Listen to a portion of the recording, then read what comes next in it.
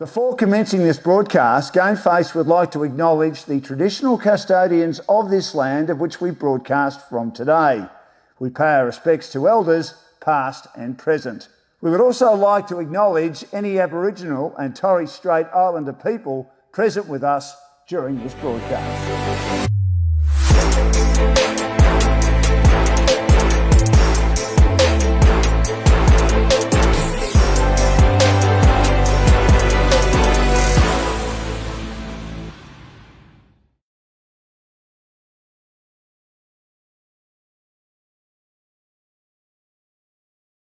MP NFL at Glover Reserve. We're starting a half an hour later in this match between Devon Meadows. It's not only massive for both teams in regard to their finals aspirations. Devon second on the table, one game clear of a big pack of teams, which includes Seaford, who they're playing today, are outside the top five by 4%. They're on 6 wins and 3 losses, having won their last 6. But a bigger day because Luke Hodge is making a comeback to footy. One game only at this stage. Orange boots too today, mate. Orange boots for the great man as he's come out to the middle of the ground. And I know he's been as toey as a Roman sandal. There's been a luncheon before the game. And he spoke. Alistair Clarkson spoke as well. And there are just cars everywhere. You try and get a park down Browns Road, you've got no chance. I don't know Devon Meadows as well as Chris Holcomb does, but there are just no opportunities to park your car. As we say, good afternoon to the great man, Chris Holcomb. Welcome, Holks. How are you, mate? Yeah, look, that was a fantastic function that they put on through there. They had Clarko and Hodgie. Then they had Josh Battle. Josh Battle was in there. Ryan Hendy talked. Oh, it was fantastic. But how good is it seeing that many people around the place today?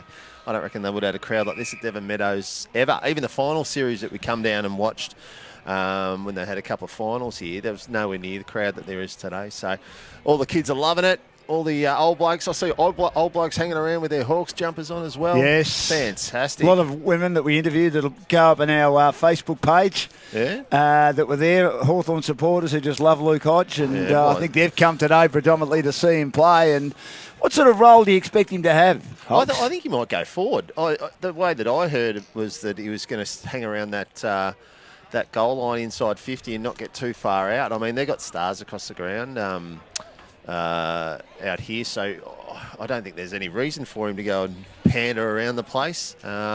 White and Battle having fantastic years. I can see him just trying to snag a couple of goals, mate, and get the crowd on side. I know he's been nervous, which means that he's got pride in his performance and he'll want to perform well. And speaking to the Seaford boys as well, and the director of footy, Paul Kennedy, PK's at a 50th in Brisbane today. So, PK, I hope you're listening. The boys are pumped up, ready to go. They're a young team. He said they can't wait for this experience. I know it's a big opportunity for them to win another game, make it 7 on the trot, but it's all about the opportunity of playing against one of the great players of the modern era in AFL footy, Hawks. I reckon we've had a lot of the players go back and have their little pinch hit here and there. Deludio, who's here last year, and you've had Swanee do it, and Fev's done a few and all that sort of stuff. As a Hawthorn supporter, I don't think the love that the supporter base has got for Hodgie is just second to none. And I think if you have a look at outside the Hawthorn Footy Club and just a normal football supporter, there's not too many more that would have more respect than Hodgie floating around, would there? I think I said to a few people when I was interviewing them in the rooms during the luncheon, I described Rafael Nadal as the greatest sporting warrior that I've ever seen. I described Luke Hodge as probably the greatest footy warrior that I've ever seen. He's done some gutsy things over the time. I've been a fan and going along and watching a lot of those finals that they played in over that period. Some of the things that he did were just brutal. And the big goals. I mean, that goal that he kicked in that grand final against West Coast, I mean, that was an example of, okay, we didn't play well in the first final, and then they got better and better and better. And, okay, West Coast, you're back on our turf, which is the MCG for the grand final. I'm going to lead by example. And he just kicked that unbelievable goal from the boundary, and you just thought, well, they're not going to lose today because he's playing like that already. Yeah, He just led from the front again. Oh, mate, the kids out there, the experience that they'll get out of today, playing in front of a crowd, playing with a bloke like Luke Hodge, you just can't put a price on it. Even Seaford, I mean, it's fantastic that they're able to do that and have the capacity to come back and play. Gone are the days where you go out and if you're a name, you probably get a bit headhunted and things like that. But now, if you feel comfortable that you're going to get a decent game of footy in, you're not going to have any clowns running around and doing the wrong thing. So it's just awesome for local footy.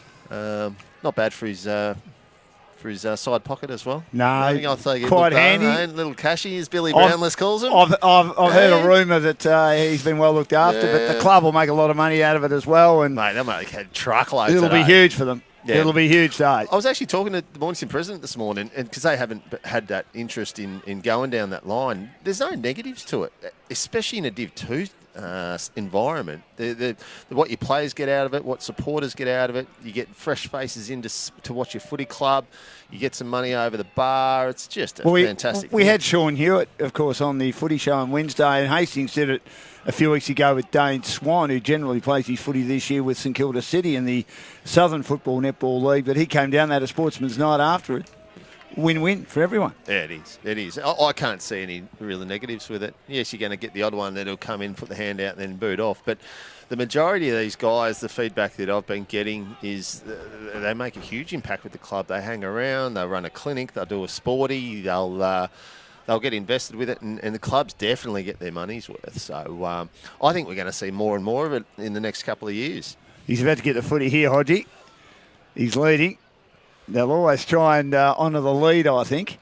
Now, Seaford won't have one of their best players in Bashir, who's got concussion, and he's had a headache most of the week. So the club, unfortunately, had to rule him out after training on Thursday, considering he had not been well for most of the week. So he's out now. Philippone, the last time he played was 2 weeks ago. He had 49 and kicked 3. So he's a very, very key member of that side. Yep. But they got enough inside mids to prevent someone like Battle getting it on the outside on a regular basis. Yeah, they're probably a little bit undermanned, but then you've still got blokes like Raso there, Loughlin's there, who I really rate, Sam Loney, Mitch Harvey, who we'll see today is coming up through the grades very, very well. From a rich football family. He's going to be very good. So, look, it's just going to be a great experience. And, look, they've been terrific, the Seaford boys over the last couple of months. They've been fantastic. They sure have. Yeah, and they've still got a very young side. So they're learning, they're developing, and they're on the right path. Now, Quint coming to the bench in the orange boots and the mob hair. He's one of the 4 players coming to the bench for Seaford to kick things off. Scully in the helmet. He's just come back from Bali. He said he had a good time. He ran into the aforementioned Jordan DeGoey. Oh, what a toolback. I mean, really. What's he up to, Jordan? But apparently young Brody behaved himself, so that's good. Of course he did. Craig McRae ticked off on that one, getting over to Bali and having a few frothies in the bye week. Yeah, hey? Jesus. I reckon even at local footy, some of the sides go, hey, look after yourself during the break. Let's go out and do a bit of training. No, you go to Bali and you have a crack at it. I mean, it's just not right. He can't help himself. So what you do is if he can't help himself, you take him away from a situation. Here we go. Don't you? But anyway, we're going to concentrate on this. We're looking forward to it. Where's the great man? Oh, this is one area that Seaford can really get on top. Macklin Rain's having a really good year in the ruck. McLeod. Hodgie's at centre half forward on the forward pocket. Who's gone to Bootsy hasn't used very much. Who's got he said. Loughlin's got him. Yeah, he's a very good player, Loughlin. He'll enjoy the day. Geordie White on the bench. Unless Hodgie decides to get a bit physical. Well, he might get physical. Here we go. Let's get physical as we're underway. The big Luke Hodge match. Devon Meadows and Seaford, and straight away racing over runs it. Player charges on in, and he has to give away a free kick early days. No free kick. No free kick. That was Battle in there, wasn't it? I think it was. Carnell was the player that came in off the square, like Brett Montgomery receiving off Brody Holland back in the 2006 elimination final. Player pushed down. It was Battle. It's taken by Cransbuehler. Kicks towards the wing on the outer side, and a good mark taken by Scully. Scully in the helmet. Wing outer side as they head towards the social club rooms, which is packed. No mark taken. Boland was there. Picked up at the drop. Hurried kick comes out of the pack from O'Toole. A lot of these boys have had haircuts in the last couple of weeks. O'Toole has a long blonde hair, and he's decided to go the buzz cut, and so has McLeod. Bit of TV time, you reckon, mate? Just a little bit of TV time, yeah. This one for the ladies. We'll get ourselves fired up. Yeah. Boundary thrown on the wing. No score as yet. on the Jigsaw Finance scoreboard. Boundary throw-in. A lot of players milling around the footy. It's on the outer side of the ground. Cransbuehler's here, racing as well for Seaford. The umpire says he's going to ball it up. Racing on white at the moment, wearing the green boots. Tap Here we go. outside to Hetherington. Kicks inside, 50 now. And that is excellent defensive mark taken by young Jenkins, playing at half-back for Seaford. One of the many under-19 players. Kicks in the middle of the ground. Racing takes the mark. Still just behind the centre square. Kicks it low and flat to Cransbuehler. Also plays cricket at Seaford Tigers.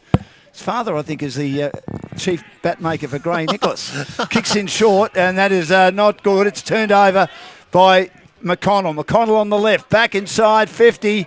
But again, getting back. Good defence by Park. Marks for Seaford. Kicks it wide and finds Mitch Harvey, whose uncle is the great Robert Harvey. He goes in short, dabs a pass in front of our commentary position to Loney. His brother Jack played 87 games for the Saints. So Seaford building up nicely on the broadcast side here. Loney goes long towards half forward. Koo gets back. Can't take the mark. Ball's at the drop. Teagle roves it. Wrapped up in a tackle. Going nowhere in a hurry. And the umpire says, give it to me, I'll throw it up. They're setting up very well behind the ball, Seaford, so far. The first few entries in for Devon. Brick wall. Jeff Wignall Ford, our major sponsor today, tapped down by Cransbuehler after Macklin Rain got it down, and then Koo's taken in a tackle. Defensive side centre square by Teagle. Great tackle by Teagle. Peter Piper picked a pickle. Throwing up at half forward, attacking side centre square for Seaford. No score as yet on the Jigsaw Finance scoreboard. Rain wins it down, but rode by Haynes to Hodge. Can Hodge mark it? He can't. Tapped it down to Battle, who overruns it. Good play by Lachlan to get a tap in. Picked up by Cransbuehler for Seaford. Kicks high to half forward and camped underneath it. Excellent mark taken by Scully. Scully does well as Nathan Drew overcommitted and then hurt himself. Kicks inside, 50. Good contest made, bringing it to ground for the Seaford team is Butner. It's now picked up last line of defence by Boland. Kicks towards half forward. Knocked down again to Rayson. Rayson into an open goal. 30 metres out. Damien Rayson gets Seaford away, and they're up and about early, the Tigers, with the opening goal on the Jigsaw Finance scoreboard. They were able to knock it down inside attacking 50, and Rayson was at the drop. He's kicked his 26th goal of the season. He knows how to kick a goal. They're 1 straight 6, and Devon Meadows yet to score. Not that Raso needs any more confidence, but that'll get him up and about. He loves the crowd, Raso. He was telling me before the game. So watch for him to have a good... He's had a good year. Damon, great year. Very, very good year. But no, they're up and about early, Seaford, aren't they? They sure are. I'm impressed with numbers behind the footy. Yeah, and I'm impressed with their behind the ball work. Rain goes up, beats Haynes. Ball's in the middle of the ground. Both teams scrap hard for it. Loney on the bottom of the pack. No. I know the umpires do a great job, but I'm not sure it was holding the ball.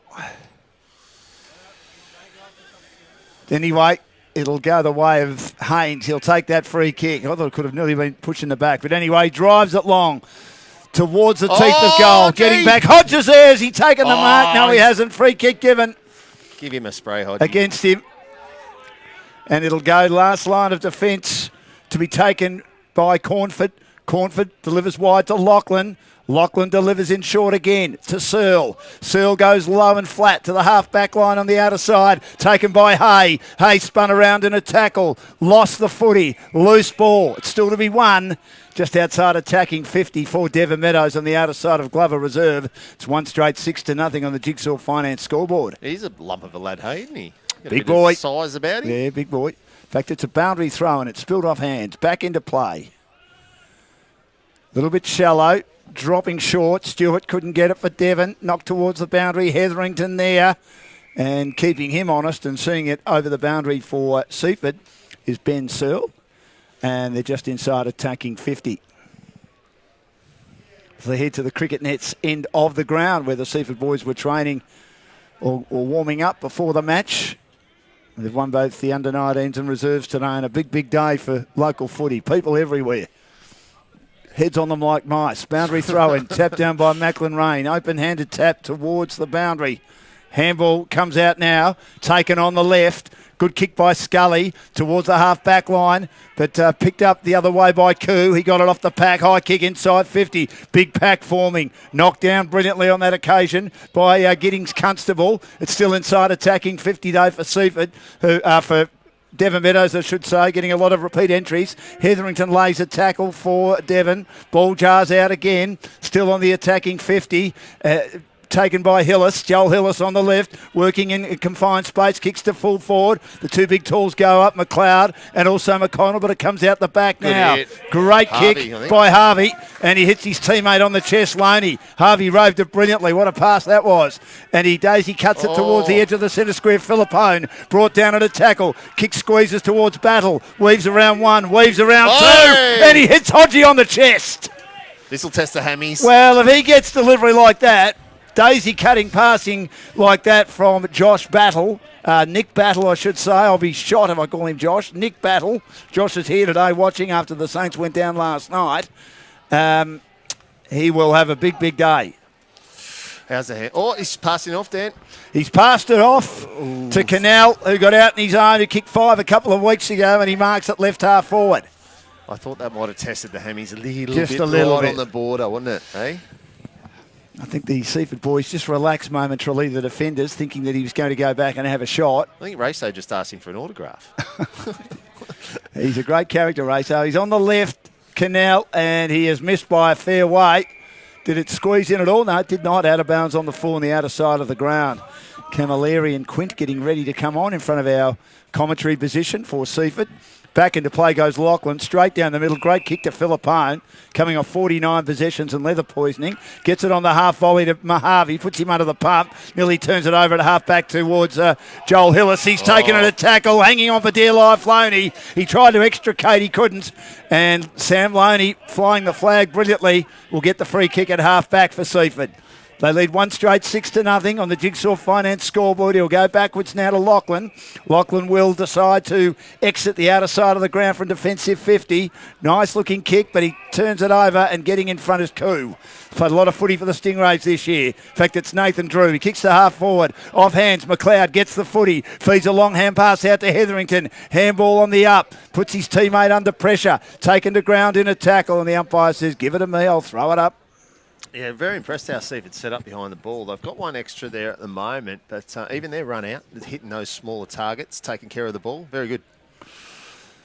Throwing up, merging with it, Hillis, taking in a tackle, tries to swivel the hips, the turnover now, Loney, gets into the middle of the ground, Rain, feeds over the top now, Scully, tried to soccer it up, he couldn't take it cleanly, now he does, he soccers it towards half forward, soccered further afield again, but there's going to be a free kick to go to Boland. Or is it going the other way because... it's going to Boland. It is going to Boland. Kicking in danger. Was it going to go the other way for Boland going in and bringing the play to ground? Boland goes wide. It's the Gary Rowan rule to Koo. Good spreading kick. He kicks down the line again and he finds Battle. Nick Battle's off to the races. Has a bounce on the left. Here's a kick inside 50. Fisted away again. Good defence to bring it to ground by one of their defenders down there in Cornford. Opposed to McConnell, and it's inside attacking 50. So Devon have settled a bit, but they still trail 1-0. Tap down, trying to get a boot to ball was Hay. Didn't go very far for Seaford. Spills out the back again. McLeod gets away from an opponent. Gets the kick run down. The ball ricochets away and cleared out of defence now by Lachlan towards the boundary. He goes too wide to the outer side. They're dominating inside 50s at the moment, Devon. They just can't put it on the board. Murphy with the footy. No one on the mark, plays on, drives it long, deep to the teeth of goal. Oh, there's Hodge, 1, 2, 3. Couldn't hang on, nearly took a great mark, and he fists it down close to the boundary. And he would have had a very close shot at goal if he had marked that, the great man, Luke Hodge. Boundary throw. We'll go around the ground shortly for Mornington Timber and Decking, and remembering all those games are about a half an hour ahead of us, considering we started here at 2:30. Boundary throwing. Now, Macklin Rain knocks his opponent McLeod out of the contest. Quick kick comes from Seaford to half-back on the outer side. And Murphy can't get there before it goes over the line, opposed to Jenkins. Boundary throwing at half-forward again for the Panthers. One straight 6-0. Toss back into play at half forward. Big day of local footy. All roads leading to Glover Reserve Devon. Tap down. Joel Hillis misses it. Battles there. Joel Hillis again taking it a race and tackle right on half forward. He didn't have prior opportunity. It was a great tackle by Rayson. He's flying the flag. He's kicked the only goal so far, which means he's the favourite for our goal of the day, which makes sense, doesn't it, for Wealthpool. Tap down. Tim's here today as well, one of the key sponsors of what Game Face does. Quick kick comes out of the pack. Doesn't get much distance on the kick. And that was from the boot of Mitch Jenkins again. And it'll be thrown up once more.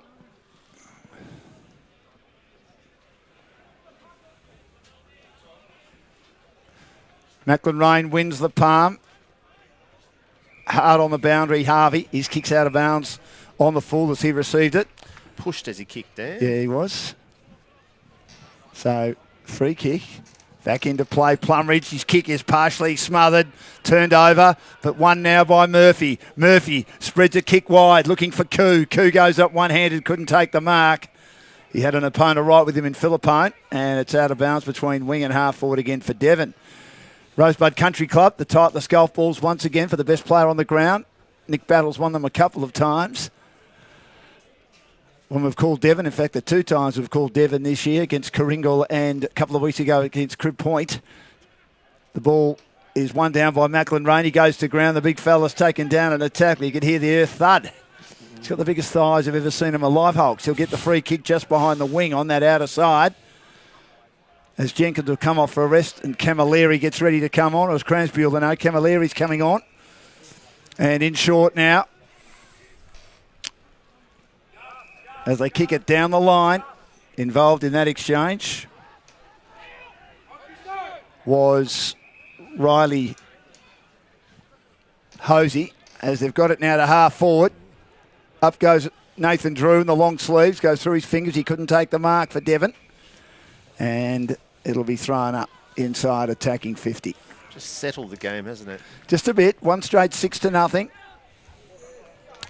Front of the scoreboard on the outer side. Hodgie having a spell. Seaford into attack. Rain, open-handed palm. Down again. Rayson taking in a tackle. Going nowhere in a hurry. Rory Hillis on him at the moment. Both men have been to my barber, although I do need to go. I'm getting a bit long at the back. Thrown up once again. 45 metres from goal. I've got to get that one hair off my head. Cut. Loose ball spills out. Hurry kick. Comes from Brandon White. Haven't seen much of him so far. Joel Hillis in front. Couldn't take the mark. Stripped of the footy. May not have been in possession. And it's attacking side centre square for Seaford, heading to the social club rooms, end of the ground, which are jam-packed. 9 or 10 deep they are. There's a big crowd here today. Seaford leading by a goal early days. All here to see Luke Hodge and this exciting Devon side that have won 7 of 9 matches. They've won their last 3. And it's pushed out again by Seaford as they get it back into attack once more, and Rayson on the bottom of the pack gives it back to the umpires. A lot of stoppages early days. Seaford nullifying Devon pretty well so far. Devon unable to score. Big Haynes leans in, beats Rain in the ruck contest. Nick Battle lays a tackle. One day I'll get it right. Not at the moment though. He's got an opponent on him who's trying to keep him honest, and that is Geordie White, who's come on the ground. His brother Brody plays at Devon. Here's Rayson, who works his way through traffic again. Magnificent play, the way he won that clearance, and it was like the parting of the Red Sea for the veteran. Just misses to the right-hand side. It's 1-1-7-0. Back into play. Drew picks up the footy, and in front of the bar, he kicks it out of bounds on the full. The Kingy bar, which was built in the off-season. Very important from a monetary perspective of the Devon Football Club. No one on the mark, and Harvey will play on straight away. On the left, Bob's a kick inside 50. Haynes attacks it hard. Knocks it to ground. There was a player taken off the footy when he didn't have the football tackle for Seaford. Picked up by Big Haynes again. High left footer into the middle. Camped underneath it. Great mark. That is an outstanding mark taken by Camilleri. He went where Angels fear to tread, and he marks on the wing for Seaford.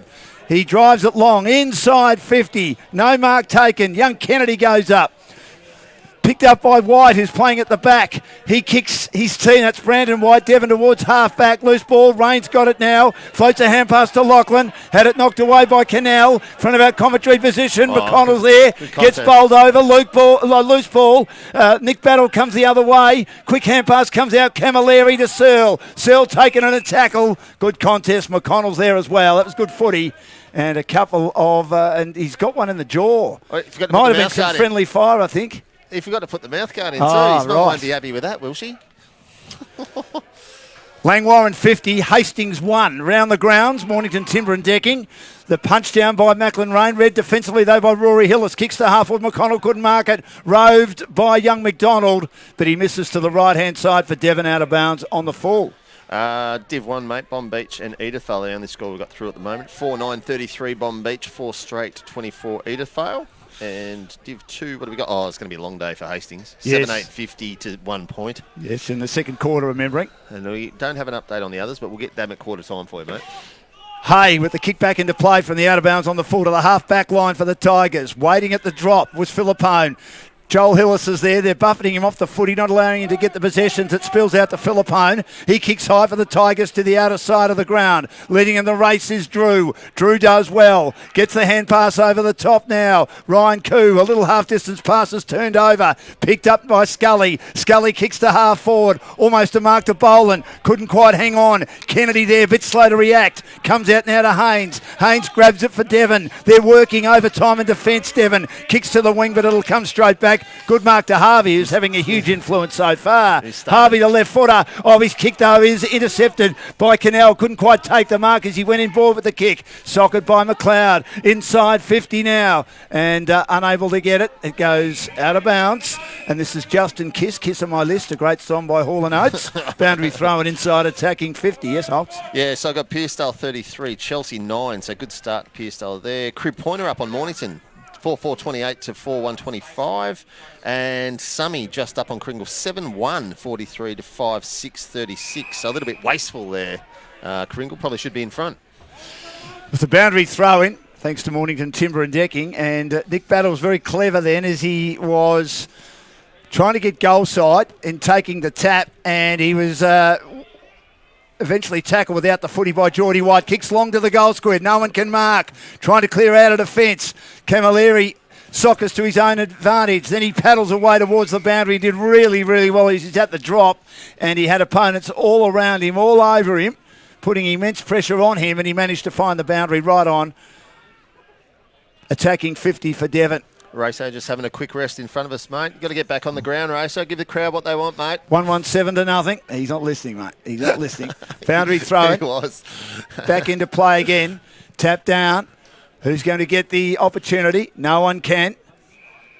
And Macklin Rain is in front of us. Big Hodor. Yes, and he will do the ruck work again as he was the last player to come up with the footy. Damien Racing getting some instructions here at half forward. They've started well, the Seaford boys. Yeah, they have. Haynes, Hillis, Rove, snaps, goal! What a goal by Joel Hillis. Just on cue, they get the goal they badly need. And the banging of the fence, we haven't heard that at the footy since Jack fell off the woodpile, Hawks. Great goal, 1 straight 6. It was one of my Nana's great lines. 1-1-7, 1 point lead to Seaford on the Jigsaw Finance scoreboard. That's a candidate for goal of the day. And, of course, our goal of the day today is brought to you by Wealthpool. And Tim and his team do a great job. Wealthpool with income streams paying 8 to 14% per annum. Find out how you can eliminate your mortgage, create more wealth and boost your super. Call Tim and the team on 1300 827 172. Does that mean it's been a while, or is that what that means? Been a while. Yeah, my nanny used to say, I haven't had a roast since Jack fell off the woodpile. She had 6 kids. She'd have a roast every Sunday. But she'd only have it, she said, it's the best roast I've ever had to my mother. She'd only have my mother's roast once every 6 weeks. Haven't had a roast as good as this since Jack fell off the woodpile. Dear. So free kick, going back to the middle to Big Macklin Rain. Hodgie back on the field. Yes. Logland straight to him. And that'll be his job today, I think. Yeah. Cransbuehler will take it, in fact, behind the centre square. Or centre circle, I should say, inside the centre square. Kick Seaford high towards half. Forward, big strong mark. Candidate for mark of the day. And Vansittart has taken it. And our mark of the day today brought to you by Catapult. Very sticky hands on that occasion. Yes, he did well. He's a fair way out. He's at right half forward. He'll deliver and go in short, and he picks out Kennedy, who takes the mark on his chest. Matt Kennedy, right of centre half forward. He was in the 4th premiership for the Frankston Heat in the Premier Cricket. Very good bowler. Good effort. And he's Paul Kennedy's nephew, who's the director of footy at Seaford. Former premiership coach here in their golden days of 2007, 2008 and 2009.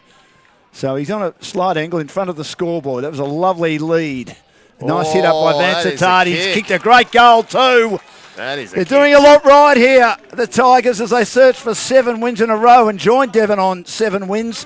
Number of teams hoping to do that today. One of Chelsea and Pearcedale, who are playing each other as Holstead for Mornington Timber and Decking. Pearcedale have made a good start and a pretty tight game between 6 of the top 7 are playing each other between Somerville and Coringal, who need a win to stay in touch with the top 5. So a lot riding on the footy today in 2nd Division, including this match, Holks. Certainly is. No, I'm really impressed the way the Seaford have started this game. Not overwhelmed at all with that young list that they've got. And they have got some really young players through, but their older players are standing up. Macklin Rain in the rucks, getting his hand on the pill every time.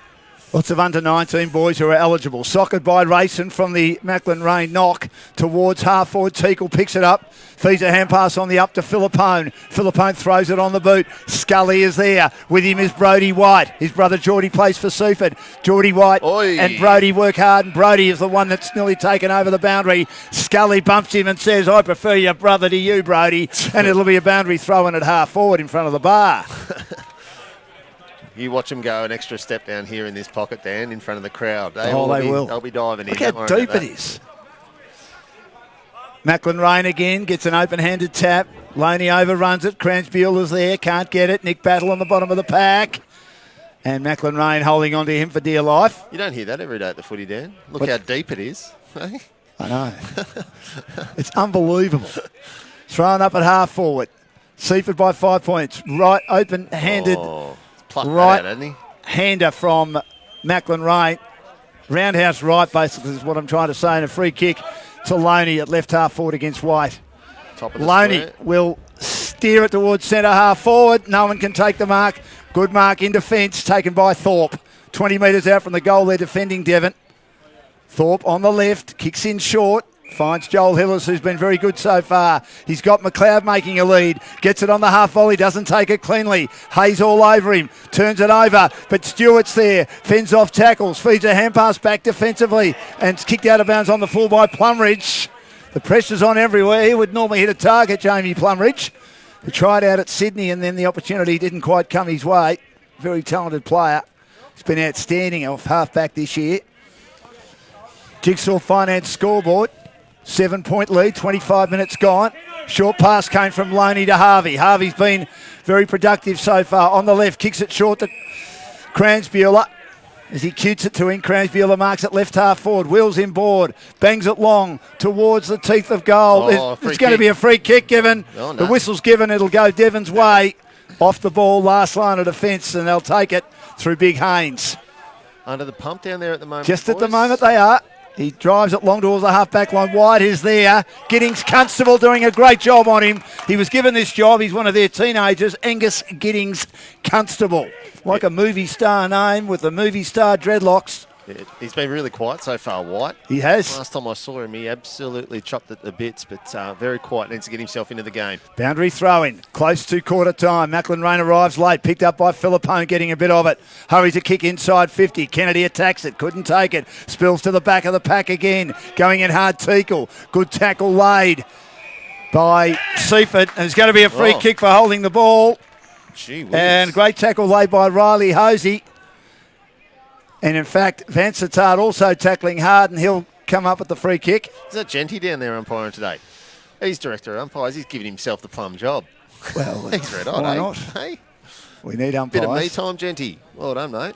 Slightly left of centre half forward. Vansittart to give his team the best possible start. Going to back him down? 13-point lead at quarter time. I am going to back him. Oi. I am going to back him. Zachary Van Vansittart says, there you go, son, to one of the opponents. And it's quarter time, right on the quarter time siren. What a start by Seaford. And there are spot fires everywhere. And where's one of the men who loves spot firing in his great career in the AFL? Luke Hodge. No, he's a long way from it. Staying out of that one. 3-1-19 to 1 straight 6 on the Jigsaw Finance scoreboard. Our major sponsor today, Jeff Wignall Ford. Great to have them on board. A 13-point lead at quarter time. Seaford, what a great start it's been. They've come to play.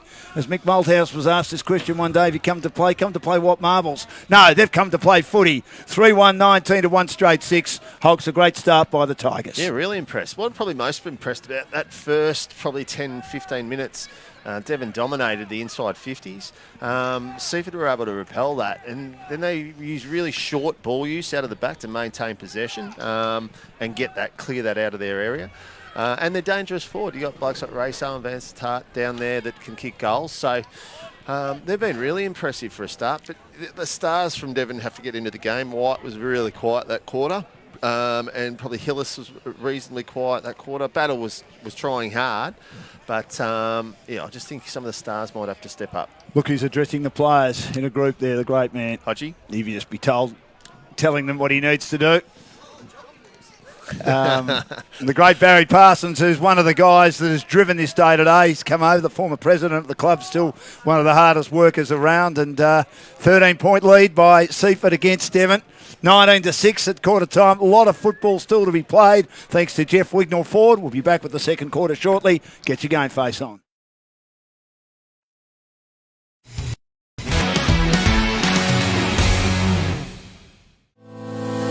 Hi, I'm David from Jigsaw Finance. If you're looking to purchase a home or an investment property or even refinance your home loan, at Jigsaw Finance we can put the pieces together to make it work for you.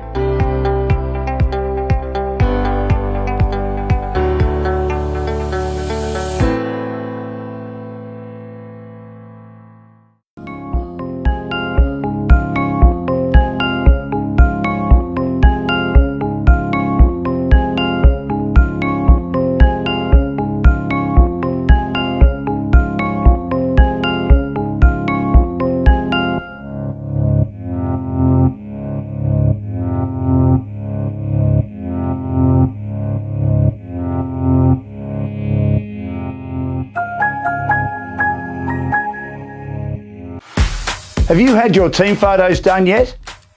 Well, Frankie Photography is the only way to go. Great photos, great designs. Find out how your club can raise money by selling photos online on your very own shop. Check out our website for other great offers such as live premiership posters, end of season awards, tributes and milestones, and gift vouchers are also available.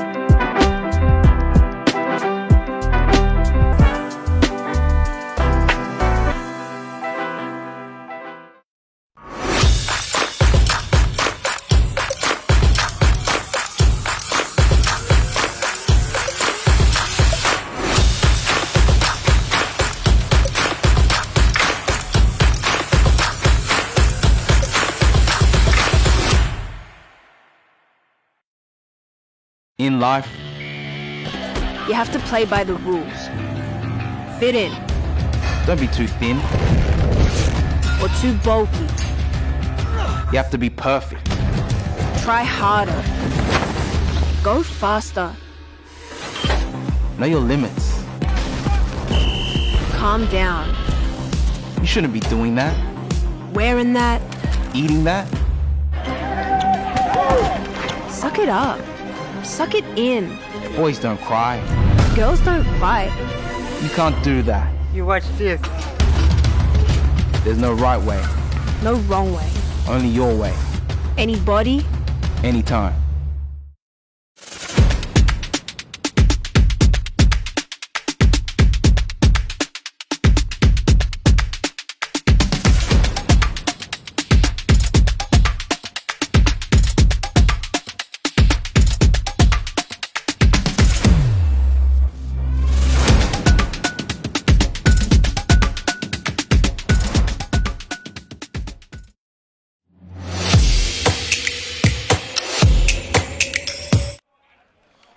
Point lead at quarter time.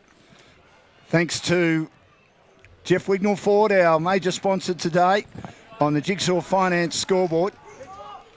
3-1-19 to 1 straight 6. Jigsaw Finance experienced the difference with the right home loan.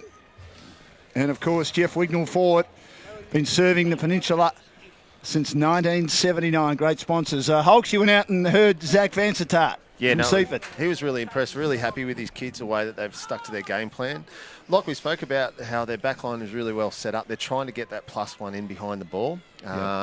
And at the moment, I don't think Devon have picked up on that's what they're trying to do, and they've left that +1 behind, which is working in Seaford's favour. But he also talked about their tackling pressure, that they haven't been able to get out and run and have clean disposal, which has been fantastic. And so he's really wrapped with that. 3 more quarters of that, and they said he should have a victory, but long way to go in this game, mate. Long way. Ryan Henty said man on man. Yeah. That's the way we've been playing for the last 5 weeks. What's happened today? We're not doing that. You've got to pick a man up, man on man. They let that loose behind the ball. Yes. So they didn't turn around and get to him. So Hodgie's down the forward line this end with where the crowd is. So this could be interesting this quarter, mate. We should hear some screams and yells.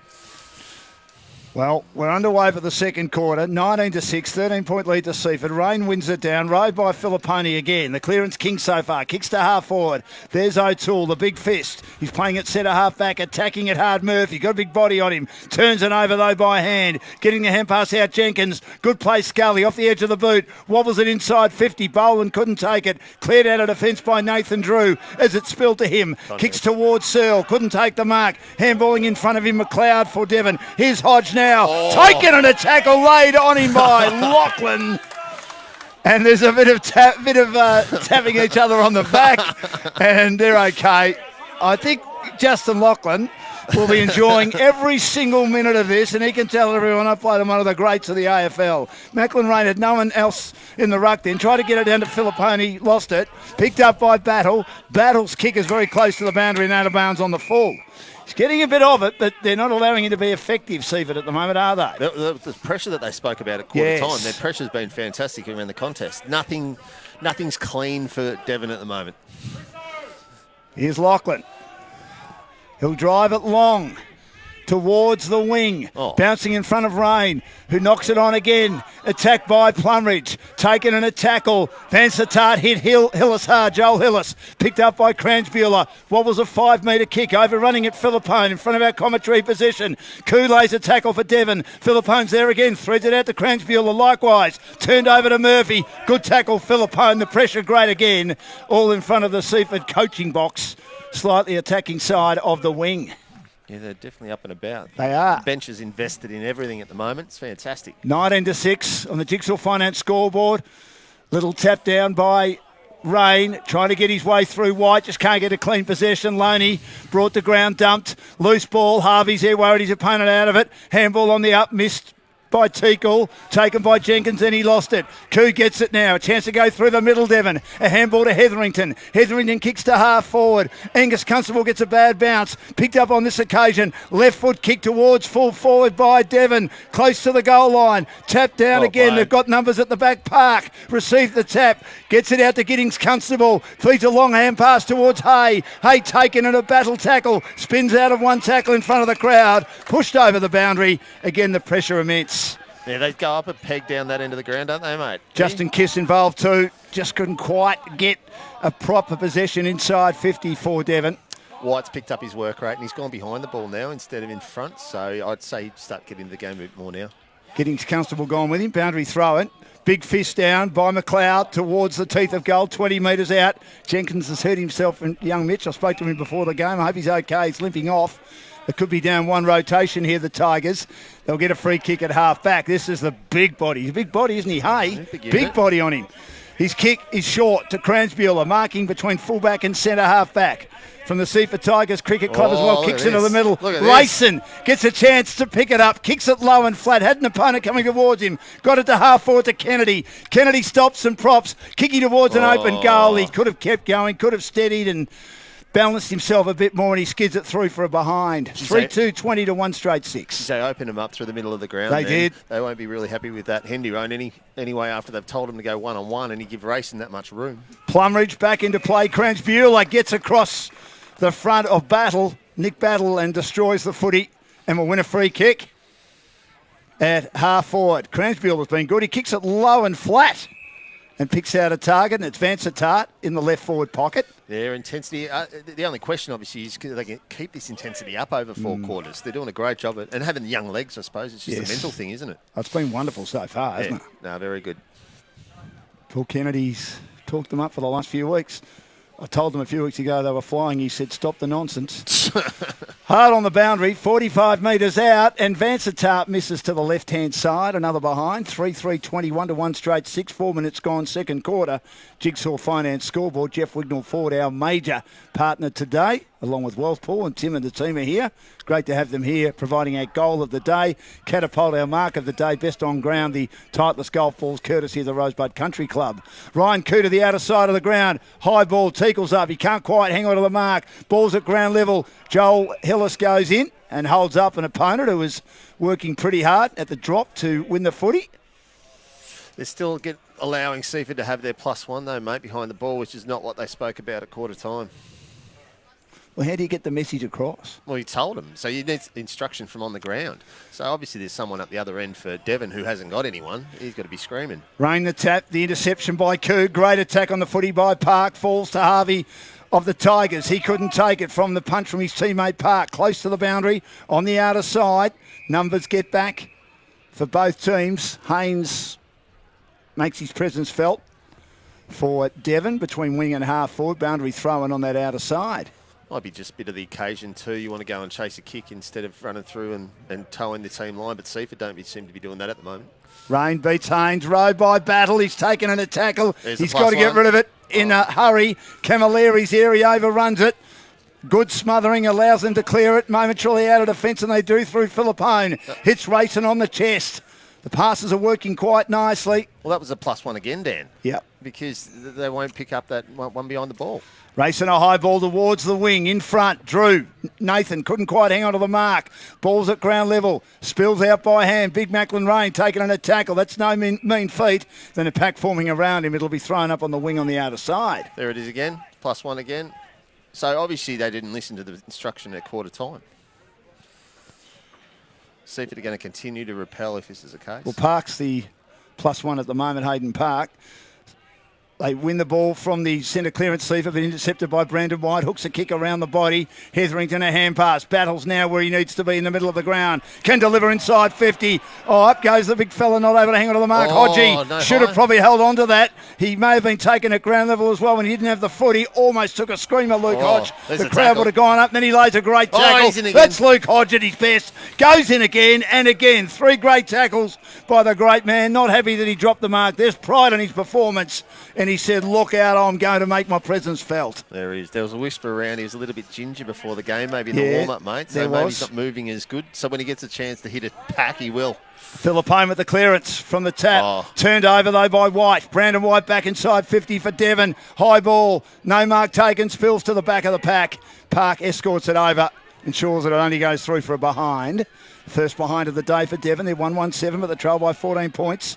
Seaford 3-3-21 on the Jigsaw Finance scoreboard. Giddings Constable will inbound now for Seaford.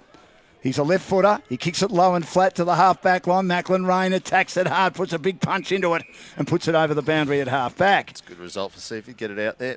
Looks like Mitch Jenkins has recovered from his limp as Searle comes off and Quint, number 65, the quintessential player, comes on. Oh, that's rubbish. Do you like that? That's boundary great. throwing at half forward. That's great. Macklin Rain tried to just push his opponent out of the way. Could have nearly given away a free kick. He taps it down again. Falls to Hetherington. Handball was intercepted. Big Haynes goes up. Picks it up. Gets taken into tackle. Kicks to half forward. Hodge will get a free kick. Lachlan tried to get around him. Hodgie's a big man. Doesn't matter whether he's out of season or not. And Lachlan is all over him and given away a free kick as he was trying to, I suppose, stop the ball from being marked by Hodge with a spoil from behind. And he's given away a free kick. He'll be on his left and the crowd will go bonkers. Left of centre half forward. They're all here to see the great Luke Hodge. 346 AFL games. Hodgie with the free kick to make it an 8-point ball game. Kicks through the footy. And he misses, just a bit rusty. 1-2-8 to 3-3-21 on the Jigsaw Finance scoreboard. Our major sponsor today, Jeff Wignall Ford. Mate, he did anything but kick through that ball. That was the biggest little chip protecting the soft tissue that I've ever seen. Back into play, a high ball by Giddings Constable. Big strong mark though, taken the other way. Boland, is it? By Boland. Good defensive mark by Paddy Boland, reliable defender. Taking side of the wing, kicks inside 50, wide up, can't mark it. At the drop, Cannell. Cannell loves a goal. Cannell loves a goal and bounces home. Oh, he's happy with one of the goals of the day for Wealthpool. With income streams paying 8 to 14% per annum. Find out how you can eliminate your mortgage, create more wealth and boost your super. Call Tim and the team on 1300 827 172. 7-point ball game on the Jigsaw Finance scoreboard. Very good opportunist goal, that one. But against sort of the run of play there. But yeah, every time Hodgie goes near the ball, the crowd erupt. They are. And look, even if he doesn't get a lot of it playing forward, they'll be all over him watching him. Yeah. Yeah, and very conscious of him. Probably a good thing. He'd probably draw another 1 or 2 to the contest and leave that man out like the young fella did then and finished off with a goal, which was fantastic. So thrown up, centre half forward, winning it down, Macklin Rain. They foot it out of the contest again. Rory Hillis is there. He's all over Rayson. Should have given away a free kick to Rayson. White taken in a tackle. Managed to spill it out to Joel Hillis, who pounces. Kicks Devon inside 50. Getting up Park. Nearly takes a great mark for our mark of the day for Catapult. At the drop, taken by Quint. He's also brought down in a tackle. The kick slews across the goal face. Nick Battle's there. Vansitart's after him. Nick Battle kicks it low and flat. And good play by Lachlan to skid it over the boundary in front of Luke Hodge, who trails him in. Boundary throwing at half forward. How's the work rate on Battle? He just works and works and works. Yes, he's been under the pump today, but he's still racking them up, isn't he? He sure is. In front of the Flanagan Pavilion. Jam-packed it is, inside and out. Back into play. Macklin Rain, a tap. Not all that decisive. And he lays a good tackle on Kiss. Ball bobbles around. Philippone's there. Can't get it. Quint as well for Seaford. Handball comes out from Giddings Constable. A hurried kick by Seaford. Coo's there. Nearly took the mark. Couldn't quite hang on. Loney's there. Manages to break an attempted tackle put on him by Coo. Kicks down the line. O'Toole 2-on-1 against Kennedy. The other player is Haynes. On the left. Throws it on the boot, and he finds Stewart, who marks in front of our commentary position. Stewart on the wing. His team has 7 points in arrears. Kicks down the line to half forward. Macklin Rain gets across the front, big Hodor, and puts the big punch over the boundary at half back for Seaford. He's doing a good job there, Hodor. He's getting his hand to ball. His work rate around the ground's really good. So it's one area that they're really getting on top in. Rayson and Vansittart off. Cranchbuehler comes on for Rayson. And Thorpe getting ready to come on for Devon. To our left. Back into play. Left half forward. Rain will win it down again. roving his battle on the left. He just runs out of room. This is good play to put him close to the boundary, and he kicks the ball onto the roof. I won't be getting that back in a hurry, will they? Is it going to stay up? Look at all the balls up there. Yeah, there's 4 or 5. There is. That's fantastic. Hey, do you want to do a quick wrap around the grounds? We'll go around the grounds for Mornington Timber and Decking. That'd be great. We may have an upset. Cribby are 10 points up on Mornington. Oh, how's that going? Eh? Lungy 57 points up on Hastings. Pearcedale putting Chelsea to the sword. I don't know, 34 points up. Somerville 1 point up on Coringal. And then we've got the game here, obviously. So Jenkins inbounds, kicks the half-back line. Big fist by Haynes on Rain, who was setting himself to market. And over the boundary and out of bounds. Hodgie coming off. He's gassing. Oh, he is, isn't he, the great man? And coming on is Thorpe. A few too many crunchies, I think. Yeah, might be. And Murphy getting ready to come on for Kiss. Hasn't had many possessions yet from the Bombers, of course. Macklin Rain will get the open-handed tap. Murphy spinning out of tackles. Feeds a hand pass on the outside to Battle. Battle soccers it off the ground to Joel Hillis. Oh, picked that up cleverly. On the right, drives it long towards the teeth of goal. Getting down there, McLeod. Couldn't quite hang on to the mark. McConnell's there as well, but he is beaten as it's run out of bounds by the eager defence. Led on that occasion by Ben Cornford. Puts it out of bounds in the right forward pocket at the Social Club Rooms end of the ground here at Glover Reserve. 2-2-14 Devon Meadows, Seaford 3-3-21 on the Jigsaw Finance scoreboard. It's thrown back into play. They can't clear the congestion, Seaford.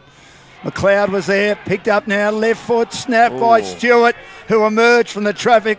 He popped up like a sprinkler as he came out under immense pressure, and he went for the kick off the side of the boot and misses. Let's go around the grounds, First Division for Mornington Timber and Decking. Frankston Bombers 3-2, 20, Mount Eliza 6-7, 43.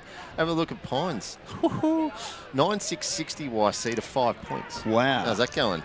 And Bomb Beach, 7-12, 54, Edithvale 5-1, 31. Back into play by Giddings Constable for Seaford. Kennedy couldn't take the mark off hands. White is there. He runs out of room in front of the Devon dugout. He had a couple of opponents pressing on him as Lachlan comes off for Seaford. It's like Burke Street, the Seaford rotations. Well, back into play. They put so much pressure on them. They do. The gas out at Knocked some down stage. by Haynes. Cransballer at the drop. Taken and a tackle straight away. Applied on him by White, who's definitely lifted his work immersing rate. himself in the contest now after being well held in the opening quarter. 2-2-14 Devon. Seaford 3-3-21. 15 gone second quarter. Jigsaw Finance scoreboard. They've put him behind the ball. I think that's his more natural Wignall Ford, spot. our major sponsor. Filipponi wins the clearance. Handballs back into traffic after being claimed. Big Macklin Rain paddles it out, but paddles it out, attacking side towards Battle. Battle was brought down at a tackle, but his kick just finds the target of Murphy. Don't think it was the intended target, but a target. It was playing in front. Left half forward, Hayden Murphy. Came back to footy last year, got himself fit in the off-season. Having a good crack at it, whether it be in the wing or at half forward. He's going to have a good leg from there, mate. Yeah, he's a good goal scorer as well. Left half forward, veers in, kicks it long. It's coming back. Oh. Not quite enough. Very nice leg. Behind, 2-3-15 would have been a candidate for a goal of the day for Wealthpool. 3-3-21. Nearly 16 gone in the second quarter. So Giddings Constable with the dreadlock holiday haircut. Great song that was, 10cc. Kick straight down the middle. Rayson slips over. Up goes Big Macklin Rain. Big candidate for catapult mark of the day. Good grab. Had his name written all over that, the biggest man out there. Got the biggest thighs I've ever seen. Feeds a hand pass over the top to Harvey. Harvey confronted by White, dropping the ball. Brandon White, the free kick. As soon as he looked up, he thought, oh, I'm in trouble here.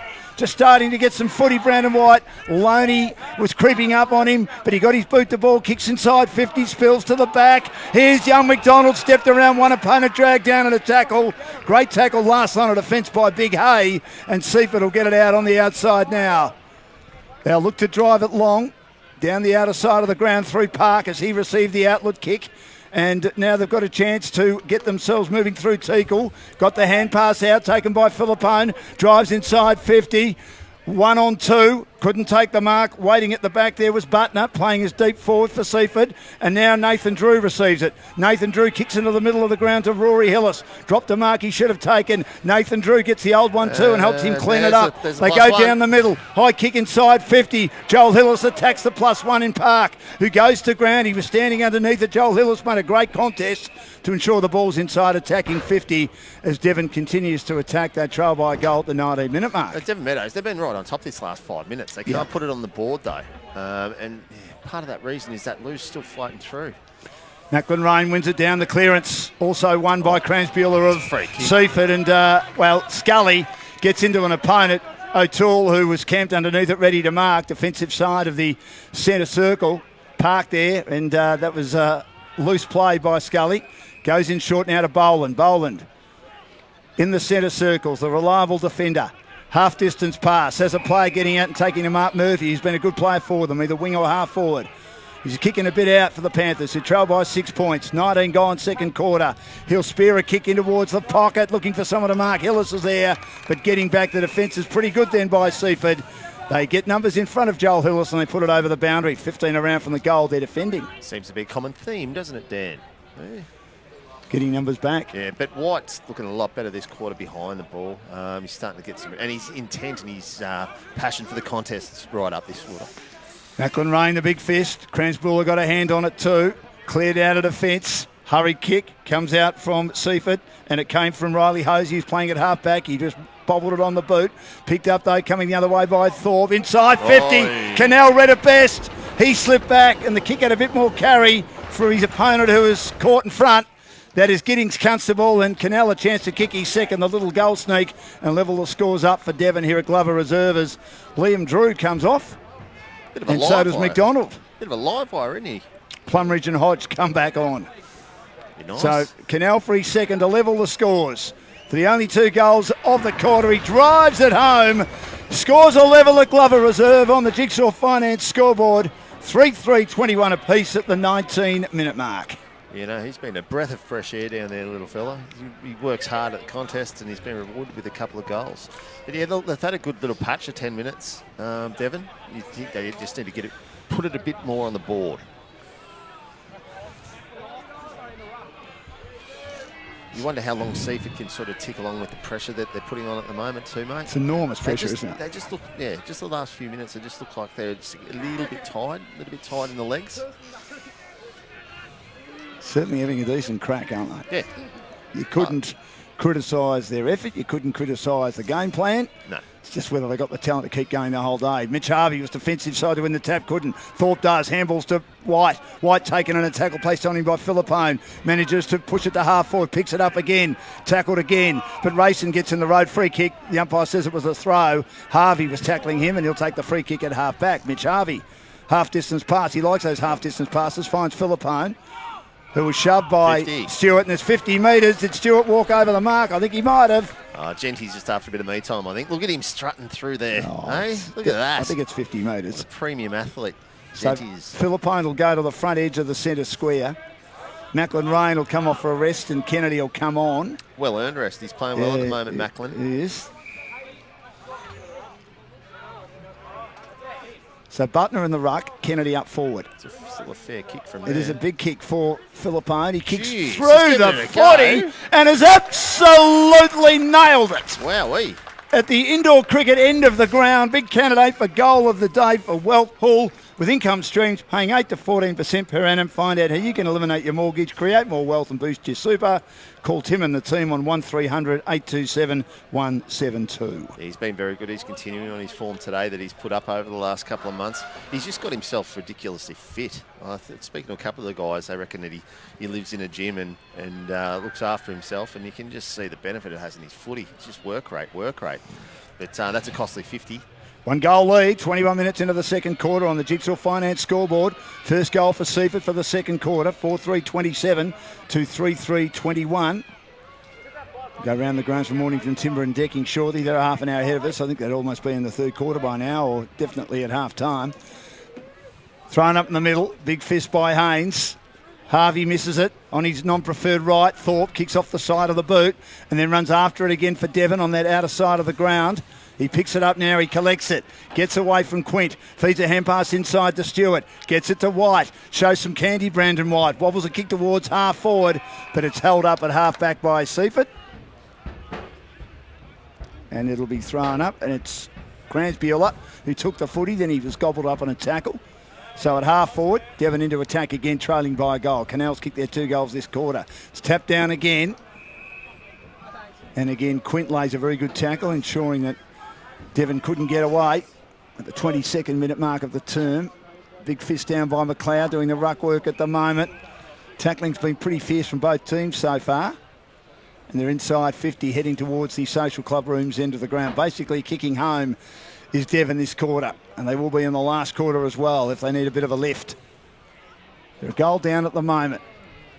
Couple of fists down by Haynes, doing the ruck work for Devon at the moment, with Rain having a bit of a rest for Seaford. Might give them a bit of an advantage for a couple of minutes and win a few taps and maybe win a few clearances. But Seaford are countering that pretty well. So Butner doing the ruck work for Seaford. He's well beaten by Haynes again. Knocked down. Brandon White picks up the loose ball. Swings on the right towards full forward. Canals there. Couldn't quite hang on to the mark. Gets worried out of it, but feeds a hand pass while under pressure. There's Nick Battle. Has to get the hand pass back. He's also pressed, as is Koo. The pressure from Seaford. Great at half back.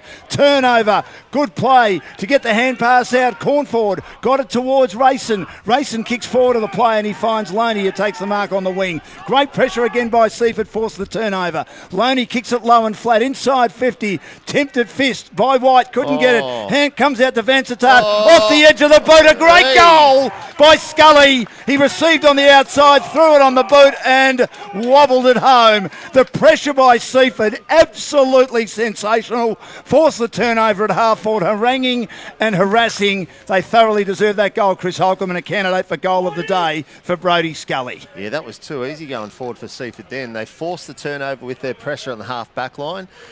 Quick hands from Vansittart out to the running Raso, and they were off to the races, weren't they? Very good ball movement there. It's almost, Devon just sitting on their heels a little bit in transition, but and that's the other thing. Seaford haven't been done that way because they've got that spare behind. They can counter that sort of move, but at the moment, Seaford up and about. You just thought when Canal kicked that goal to level the scores, they were going to get on top. Well done to Seaford. Well, they seemed a little bit flat at that stage. Yeah, they did. Great intentional fortitude to fight back. Well, it does. It shows real character. The 50-metre penalty helped, and maybe Devon dropped their shoulders a bit. So it's 33-21 on the Jigsaw Finance scoreboard. Jeff Wignall Ford, our major sponsor today, serving the Peninsula brilliantly since 1979. I was 10 then. How old were you, Holtz? One. Yeah. You're a young man, aren't you? Tipped down by Macklin Rain, back on. Knocked forward by Philippone again. May have been impeded. Goes after it. Just flicks a hand pass out to Rayson. Knocked on once more. Good play by Teagle. Just a little knock here, a little knock there. Andy Teagle playing his role on the forward line. He's also a playing assistant coach with the forwards. Thrown up inside 50. Rain wins it down.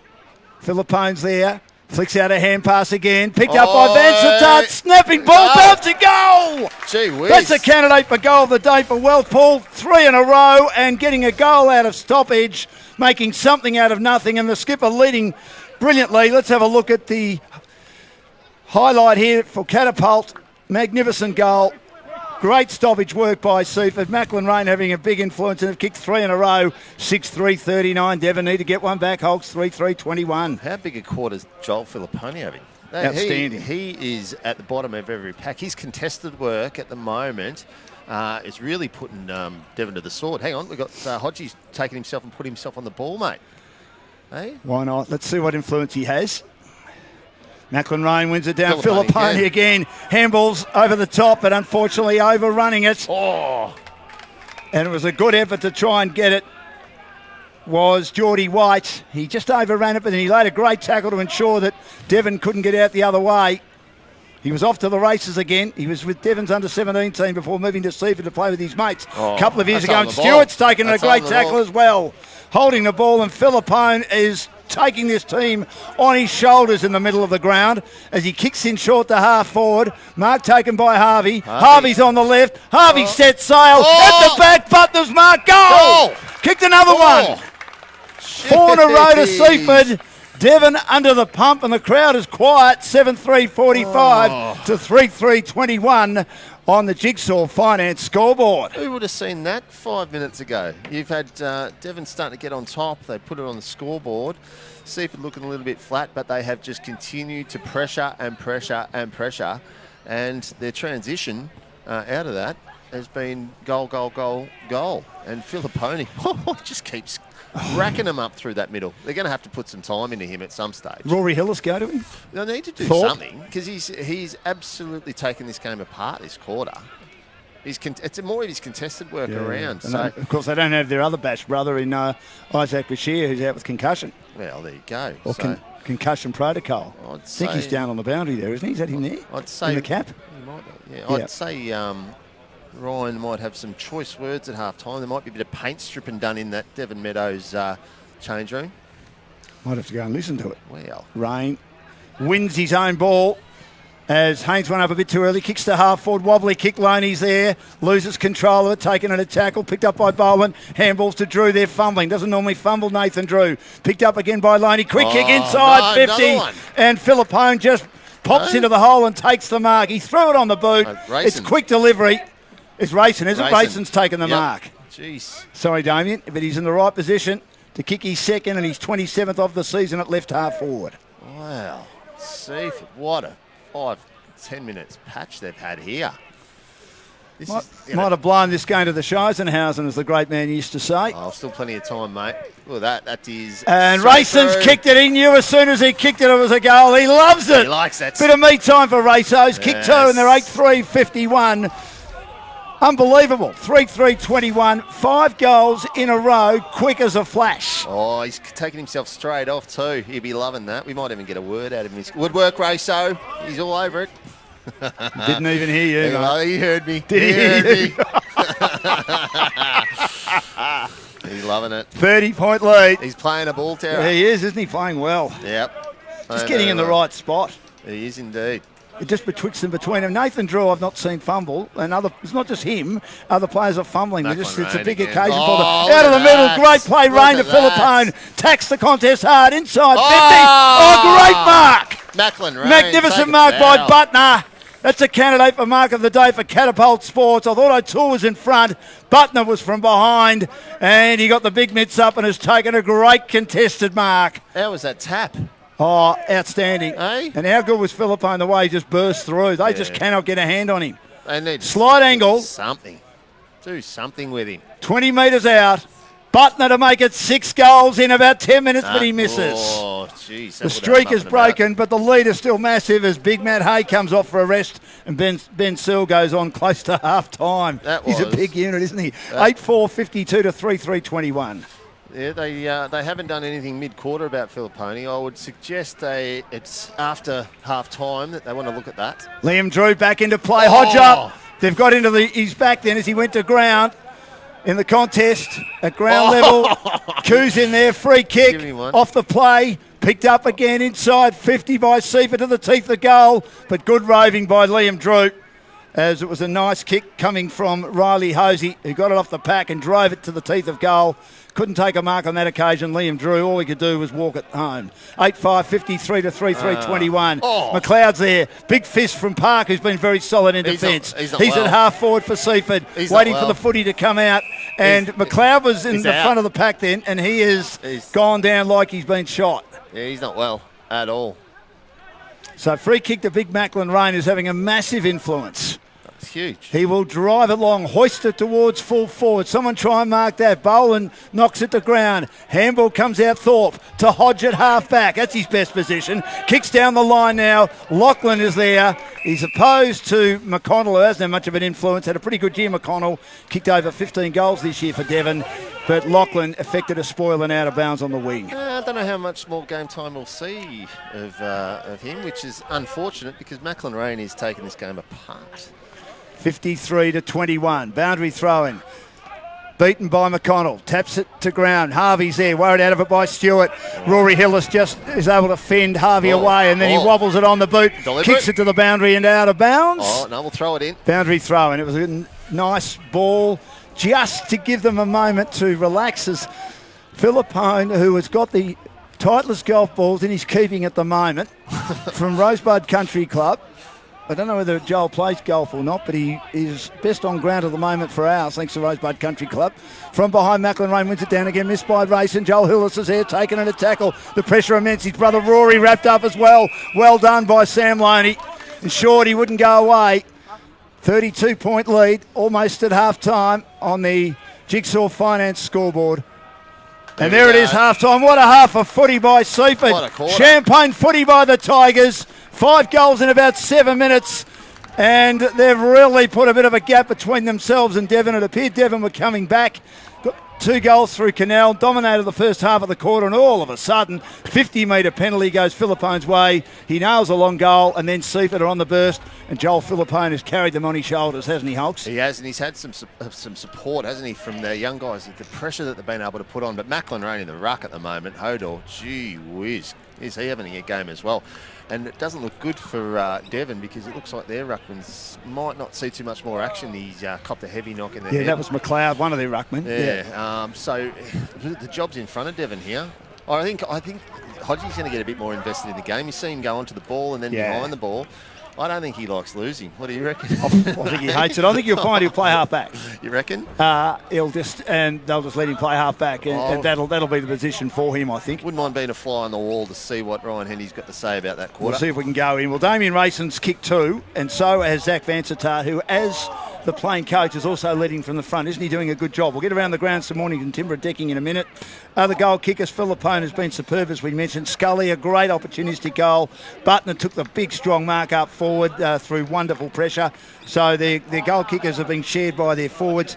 Canel's kicked 2, and Joel Hillis, a great snap, one of the candidates for goal of the day for Wealthpool in the first quarter. Around the grounds from Mornington, Timber and Decking. Holtz. All right, Langy, you're up by 61 points on Hastings halfway through the third. Pearcedale, 31 points up on Chelsea halfway through the third.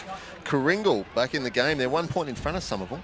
I told you, Kringle's got a good list. They just haven't been able to put it together. Mornington had nosed in front of Crib Point by 5 points. Cribby being up all day at that stage. I'll have a quick flick over to Div 1, mate, and see what we've got there. Frankston Bombers, geez, they're up against it. 4-4-28 to Mount Liza, 7-7-49. Mount Liza bouncing back. YC just showing why they're flag favourites, 9-6-60 to 0-5 points to Pines. Disappointing for Pines. Best backline in the comp, YC. Oh, yeah. And Bomb Beach, 9-13-67. Edithvale, 5-1-31. So some good games there. But, geez, we've got a cracker here, mate. We sure do, and it's Seaford by 31 points, 8-5-53. Devon, 3-4-22 on the Jigsaw Finance scoreboard. Hulks, just before we take a break, you've been a coach. Yep. What does Ryan Hendy have to do to get his team back into it? Well, the thing is, it'd be frustrating for a coach because it's half mentally told them to go one-on-one that quarter. They continue to let that +1 go. So the on-field talk isn't there from at the moment. But the biggest thing I'm finding is they're getting out hustled, they're getting out worked, they're getting out pressured. Now, that's just a mental thing. So he's really got to get them on ball.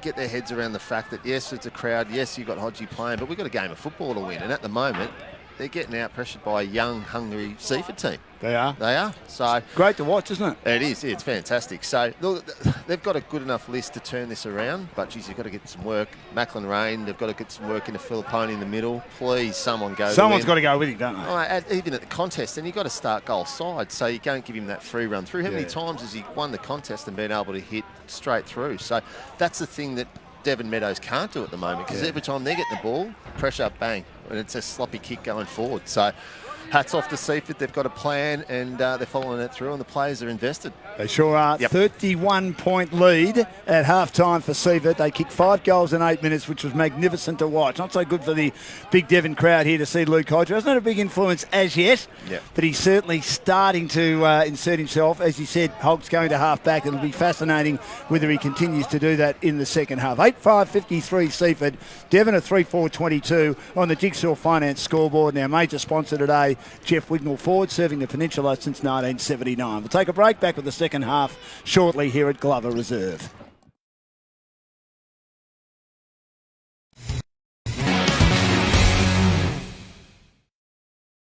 In life, You have to play by the rules. Fit in. Don't be too thin. Or too bulky. You have to be perfect. Try harder. Go faster. Know your limits. Calm down. You shouldn't be doing that. Wearing that. Eating that. Suck it up. Suck it in. Boys don't cry. Girls don't fight. You can't do that. You watch this. There's no right way. No wrong way. Only your way. Anybody. Anytime.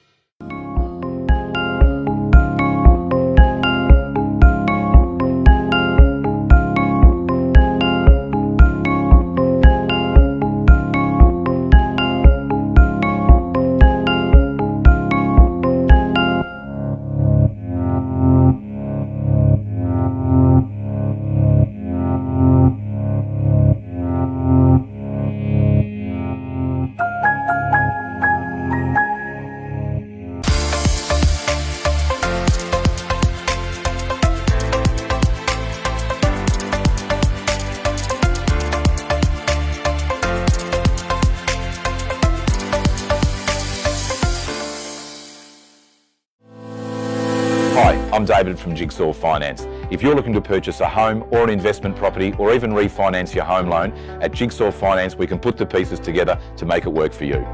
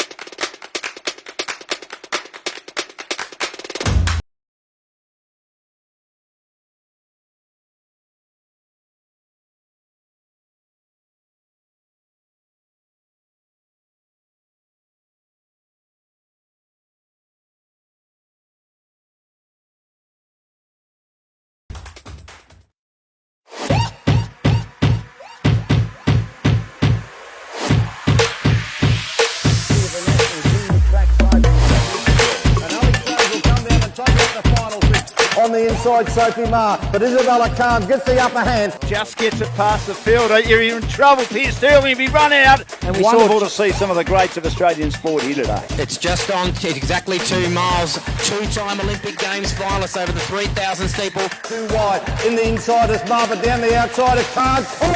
Over running it at ground level. Charlie Rowe again from Mount Eliza. I want to crash the interview. Take the microphone, please. Thank you. So I just want to be a big fan of yours. So I'm in the federal parliament, but you play Big Bash. Come outdoors, we're sitting here watching athletics, there's heaps of people running of all ages. Time's through, so this first place is really important. The runner in green in Buddy. Eddie Jerovic now has got a bit of move to do. He's got to try to get a run off the bank somewhere. He's Gertz roosts that one. That is a monster of a kick for a goal. Waters in again, short. He hits this high, and he might have got enough on this to go for 6. It has. Coming into a catching position on the onside. Mills the spoon shot. He's picked the gap beautifully. What a shot that is.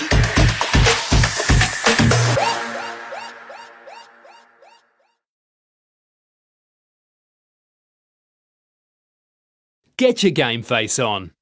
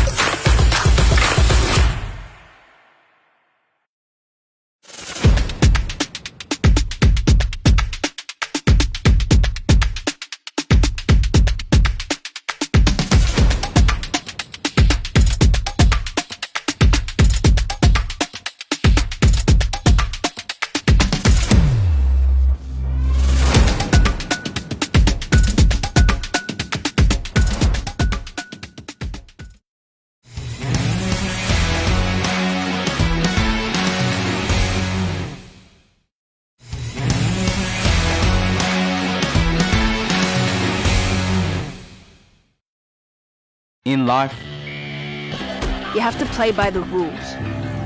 Fit in. don't be too thin. Or too bulky. You have to be perfect. Try harder. Go faster.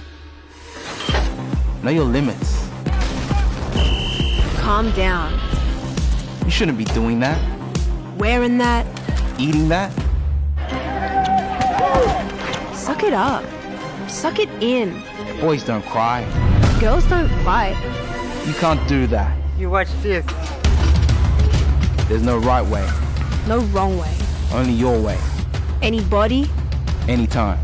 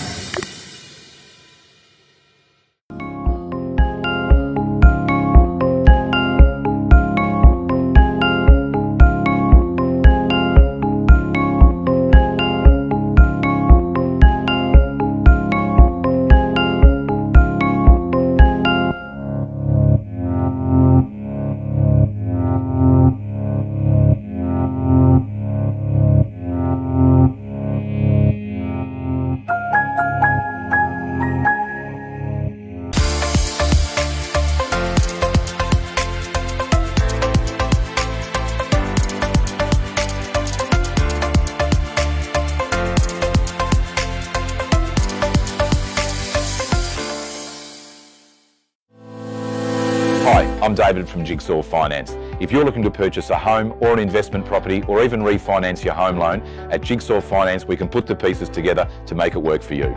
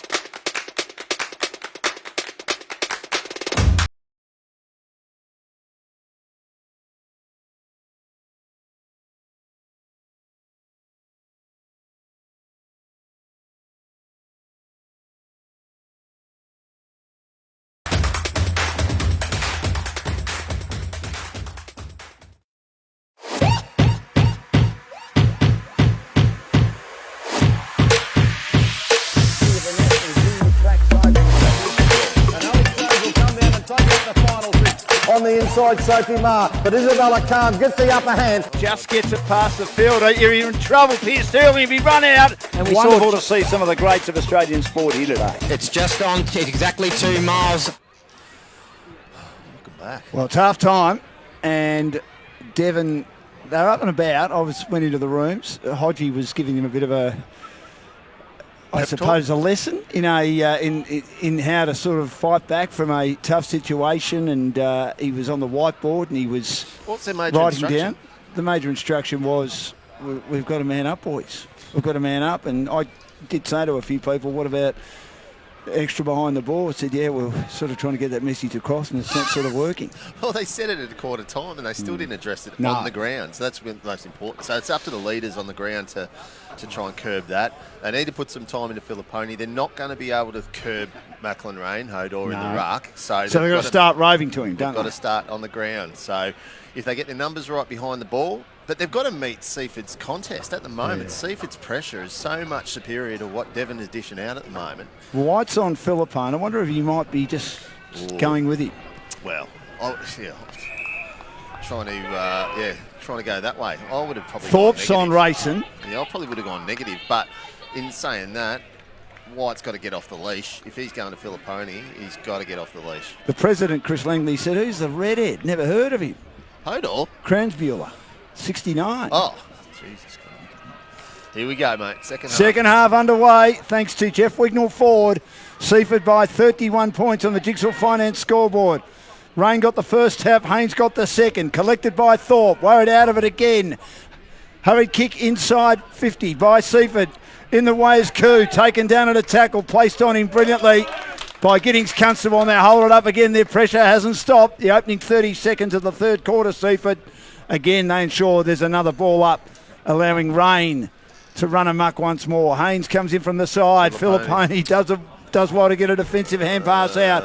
High kick comes towards the wing from White, and Kennedy takes the mark on the outer side. I know White's. I don't like that move, White on Filipponi. No? Only because White's not a contested beast, whereas Filipponi is. Kicks towards half forward, Oh, off the pack, Rayson roves it magnificently, Oh, no. runs into an open goal! Goal of the Damien day. Rayson's kick goal of the day, if you don't mind, umpire. Wow. What a Hey. goal by Rayson, running around the outer side, hit the ground at full speed, in front of the scoreboard, and he has kicked a goal that might have absolutely any air that might be left in this big Devon Meadows balloon. The celebration of Luke Hodge being here might have been completely pricked by that great goal by Damien Rayson. Well, put that in your book. That's going to take a very special goal to get that nutted.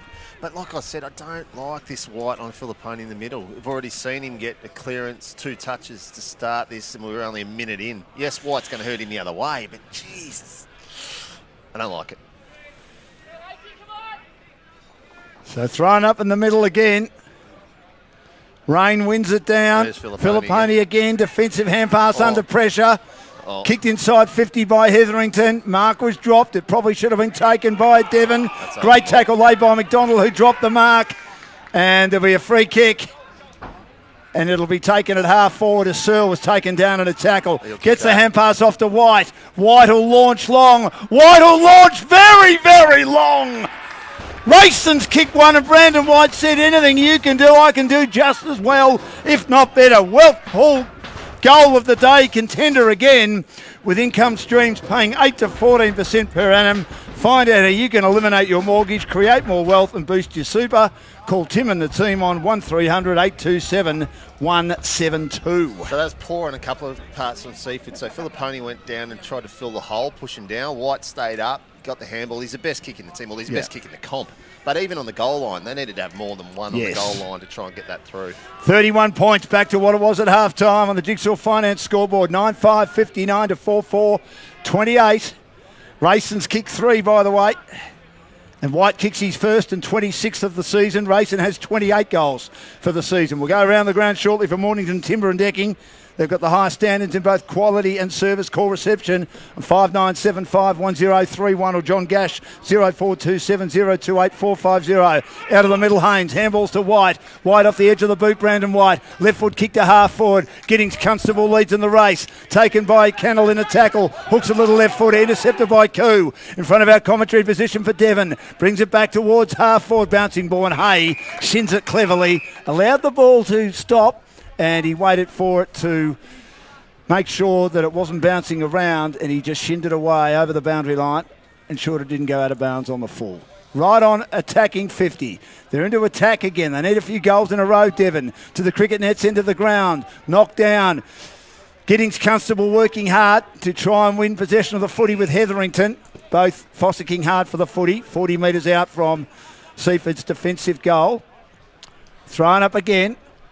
Rain just winning everything, tapping it down towards Filippone, who's taken down at a tackle, and Thorpe's hanging on for dear life, ensuring he couldn't get away. They've made that switch, mate. Thorpe's gone to Filippone now, and Rayson's gone to White. Rayson's a very good defensive player. So as well as a good attacking player, as we've seen a couple of times today. He certainly is. Attacking side of the wing for Devon, boundary throw-in. And Battle has Cransbuehler on him. He's been terrific. Knocks to the back, Rain. His battle now on the left. Hurries a kick under immense pressure. Inside 50. Almost a good mark taken by Seaford. At the drop is Giddings Constable. Receives it. Lost control of it. And also held up at a tackle. Push forward. Going nowhere in a hurry. And doing a good job to hold it up is Ben Cornford of Seaford. It's at half forward. Just getting a couple of inside 50 repeat entries at the moment, Devon. Rain has given away the free kick. Silly. And it'll go to the big fella, McLeod, who kicked 4 against Cribby the other week. He's had to do some ruck work with Haynes today. And he has a chance for 2 goals in a row just to get them back in the contest. Teakle coming off. Hosey coming on for Seaford. Slightly right of centre, half forward. Here's McLeod now to have a shot.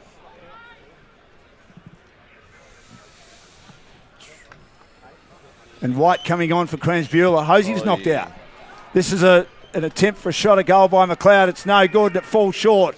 Lachlan takes the mark. Gets the hand pass out to Searle. Searle at half back. Turns it over as he was caught late. Murphy off the side of the boot, though, for Devon. Kicks towards centre half forward. Koo allowed it to bounce. Then got taken in a tackle. Placed on him by urgent Seaford players. There have been a lot of them today. Mitchell Harvey was one of them. And it'll be thrown up inside attacking 50. So Seaford just going inside 50 a bit, not in the most fluent way, but putting a bit of pressure on the Seaford defence. Devon, I should say, going inside 50. Now here's a chance for Thorpe. Tries to get out of tackles. Feeds a hand pass out now. Great tackle laid by Searle. Ensured that Hetherington couldn't get away, and he gets up, holding the ball, and he's injured his ankle. Searle's in short now. Nearly a one-handed mark to Butner. At the drop, won by White. Delays a hand pass, and Hosey's run over the boundary by Drew's. Got a corked hip, Nathan Drew, and was limping heavily at half-time for Devon. Boundary thrown in front of our commentary position on the wing. 59 to 28. Jigsaw Finance scoreboard, 31-point lead to Seaford as it was at half-time. Ball drops from the boundary throw into Big Macklin Rain. Kicks inside 50. Fisted away. Vansittart at the drop. Couldn't get hold of the footy. Player taken front on will get a free kick. It's Hodgie. He was taken front on in the contest with Vansittart, and he'll pick up the free kick at half-back. We know how well he uses the footy. One great left footer to another. Nick Battle marks underneath the scoreboard at half-back. Jogging straight off. Battle in short. I don't think he's... And Brandon White. So 3 of their key players all involved in that exchange, all bringing it around the outer side. Still at half-back. 7 minutes played in the third quarter. White has nothing on, offer down the ground. Eventually he hoists it long, looking for someone to mark, but no one can. Comfortable mark taken at half-back by Mitch Jenkins. Jenkins, the left footer. He spears a lovely pass onto the chest of Philippone. Candidate for best on ground for the Titleist golf balls. Inside 50, Kennedy couldn't take the mark. Does well at ground level. Defeat a hand pass out towards Geordie White. White off one step, kicks inside 50. Boland takes them on once. Tried to take them on again. Held up in a tackle. Great forward pressure by Seaford. And in front of the throng of people, in front of the Flanagan Pavilion, Butner gets a well-deserved free kick. Left half forward. On a reasonably acute angle, has kicked one already when they kicked 5 in 8 minutes in that blitzkrieg in the second quarter. This to give them a 37-point lead as Damien Rayson with 3 goals to his name comes off for a rest and Cransbuehler comes on. Butner kicks through the footy and kicks accurately. He likes it. The Seaford boys like it. And they're 10-5-65. Devon, some work to do on the Jigsaw Finance scoreboard. 4-4-28. Jigsaw Finance experience the difference with the right home loan. Yeah, no, it's a sign of a good side. Every time that Devon look like they're going to challenge and push and try and get themselves back into the game, Seaford step up their pressure. It's not helping them by the fact that they've got that one behind the ball that Devon keep kicking to, but it's a pressure behind. The pressure around the pill that's been the most contributing factor. Third multiple goal scorer. Butner doing his job. Hasn't had a lot of the foot. He's gone into the ruck to give Macklin Rain a chop out occasionally, but he's kicked 2 goals. Took one terrific mark right on the goal square. Missed one as well. Rain, the tap again down to Philippone. Immediately Thorpe has him in a tackle and it's held up, and that's what Thorpe has to do more of. At least they've made that change now, and they've actually got a defensive player on him, and he's not carving it out of contest after contest. Yeah. He's having a great game though, isn't he? Yeah, he is. Oh, but Rain... Getting up way too early was Haynes. Rain just keeps his ground. He taps it out. It's picked up by Stewart of Devon. Tries to get rid of the hand pass under pressure from Harvey. Slips to Haynes. Kicks Devon inside 50. Player was shoved. In kiss, it spills to the back. O'Connell into an open goal. Handballs to Hillis, and Hillis kicks the goal. Joel Hillis, 2 goals apiece in the third quarter. You're right. Joseph the Goose. 5-4-34 to 10-5-65. And good play McConnell to run onto that footy. They opened it up. And it's back to 31 points, what it was at half-time on the Jigsaw Finance scoreboard. Paddy's not having a good time at YC today. They've scored 8 points for the day. YC 16-8-104. On the Mornington Timber and Decking scoreboard. Well, it's a terrible day, isn't it? Terrible day. That's horrendous, mate. Mount Eliza look like they're going to get the Chockies over Bombers as well. Bombers a terrible team after the break, aren't they? Well, when I say terrible team, they struggle after the break. Rain... beaten by Haynes. Thorpe works hard to beat Philippone to neutralise it. Out of the middle. Can they pick the footy up? Battle's there. There's a player taken down behind the play. Just as Battle was about to run onto it. He loves it when he gets into open space, Nick Battle. And the free kick going to Macklin Rain. He hasn't been able to today. Every time he's got it a lot of times, but under pressure the whole time. Macklin Rain will lob it long towards half forward. Mark wasn't taken. Drew misses it. At the back, Scully. He's brought down in a tackle as well, holding the ball. Good defensive play by Devon. And they'll get a free kick at half-back.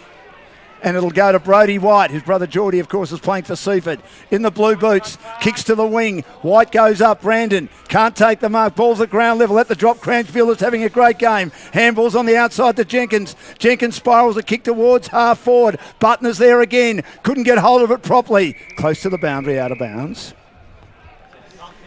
5-4-34 to 10-5-65. 2 goals apiece in this quarter. So it's exactly what it was at half-time. Giddings, Constable off and Searle on as Seaford continue to ring the changes. Teagle getting ready to come on, racing as well. 2 of the battle-scarred veterans in this Seaford lineup. They don't have many of them. A lot of boys still eligible for the under-19s, of which they're very strong in Seaford, playing in this team today. It's picked up by Stewart. from the boundary throw-in. Kicks towards half-back. Up goes O'Connell. Couldn't take the mark. Had 3 opponents around him. They've been outplayed in most of the contest today. Cransbuehler receives a feeding hand pass from Laney. Tap down again from Seaford. Handball comes out from Camilleri. Close to the boundary. Player taken on a tackle. Jenkins. He pushed it forward. Think he should have got the free kick. Rain picks it up. He's taken on a tackle as well. Vansittart receives a hand pass from Loney, goes into traffic, picked up now, snap at goal towards full forward from Hosey, but a good mark last line of defence taken by Boland of Devon. Just out mark Butner. Hosey giving them good forward pressure as well. He favours the outer side of the ground and a good mark to Stewart. He takes the mark in front of the scoreboard. He has to go back though, nothing on offer up the ground, kicks into the back pocket. And they go short now to half-back. Nick Battle receives. That's a daisy-cutting, beautiful pass to Stewart. Has a man in front of him, so he feeds a hand pass on the outside to Brandon White. Yeah. Brandon White kicks down the ground but turns it over. Hay met it beautifully. Great play by Hay, and he hits a teammate in Scully, who takes the mark at right half forward. Got a player running for him. Hosey runs into space and takes the mark. Players running forward, knowing when to run forward, and again, wonderful interception by the big defender, Hay, down back. You know why he kicked that short and turned that over in the midfield? Why? Because he looked up and there was missed numbers behind the ball again, so he couldn't kick it long down the line because they're just outnumbered there. And with Seaford's pressure, it's fantastic. Here's young Hosey. Hosey kicks long. It's a good-looking kick, and it just in his endeavours from 52 metres, he's pushed it left for a behind at the Flanagan Pavilion end, which is crowded, as we mentioned a few times. 32 points back into play. Stewart takes the mark in the back pocket. Stewart with a half-distance pass again. Delivers to Brody White, who marks at half-back underneath the scoreboard for Devon. Brody White in short again, stretching high as Thorpe as they just bring it around that outer side with some nice half-distance short passing. So Devon Meadows with the footy, but a long way behind, 32 points in arrears. Kicks into the middle of the ground and finds Brandon White, getting a bit more of the footy now. Brandon White will switch. He'll favour the broadcast side. Nathan Drew with that hip injury couldn't take the mark under pressure. Stewart did well on the turnovers there. The handball comes out from Hosey to Stewart, but he handballs straight into traffic. Plumridge knocks it down. Got the handball to Thorpe. Got the handball to Koo. Taken to ground by Raisin. Good play by Kennedy to get involved as well. Raisin has the footy. Thorpe's got him wrapped up. Good contest. But again, the pressure by Seaford has the Devon players just unsure what they're doing, Hulks. They're hesitant, aren't they? They are. They're doing a fantastic job, and it's whether or not they can hold on for another quarter and a half. But every time they look like they're going to drop their head, mate, they just keep burrowing in. 32 points. McLeod beaten by Rain again at ground level, trying to get a hand pass out. Thorpe once, twice to Joel Hillis. Weaves his way through. Not big Macklin Rain, he won't. Got the hand pass to McDonald. Got it to Nick Battle in front of our commentary position. That's holding the ball. Seal tackled him. Forced it free. Their tackling has been absolutely magnificent. Absolutely magnificent. And Searle in front of our commentary position. In short, Cransbuehler got one over the shoulder by Liam Drew. Wasn't the greatest kick because Drew was right with him. But Cransbuehler, who's done the job on battle today, Rayson was there and White's right with him. In short again, Teakle marks in front of our commentary position. Told to kick it as long as he could. Butner will be the target according to the bench. He'll kick it long and deep towards half forward. Kennedy's there. Out of the contest, Butner. At the drop, Scully couldn't take it. Then he becomes the tackler, ensuring they can't leave defensive 50. He's taken in 2 tackles, Brody White of Devon. The last one laid by Sam Loney.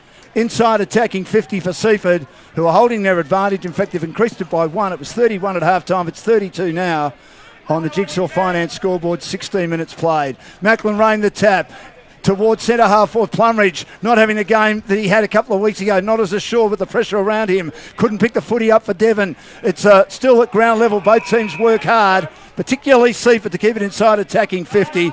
But big fella Hay coming off for a rest, and Giddings Constable coming back on. He's been good.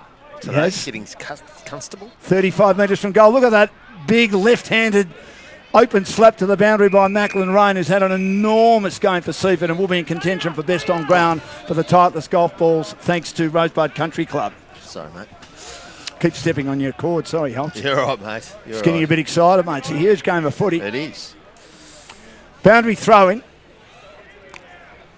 Rain again. Taps it back. Cleared by Rory Hillis, not very far though. Teagle's at centre half forward, taken in a tackle by Koo.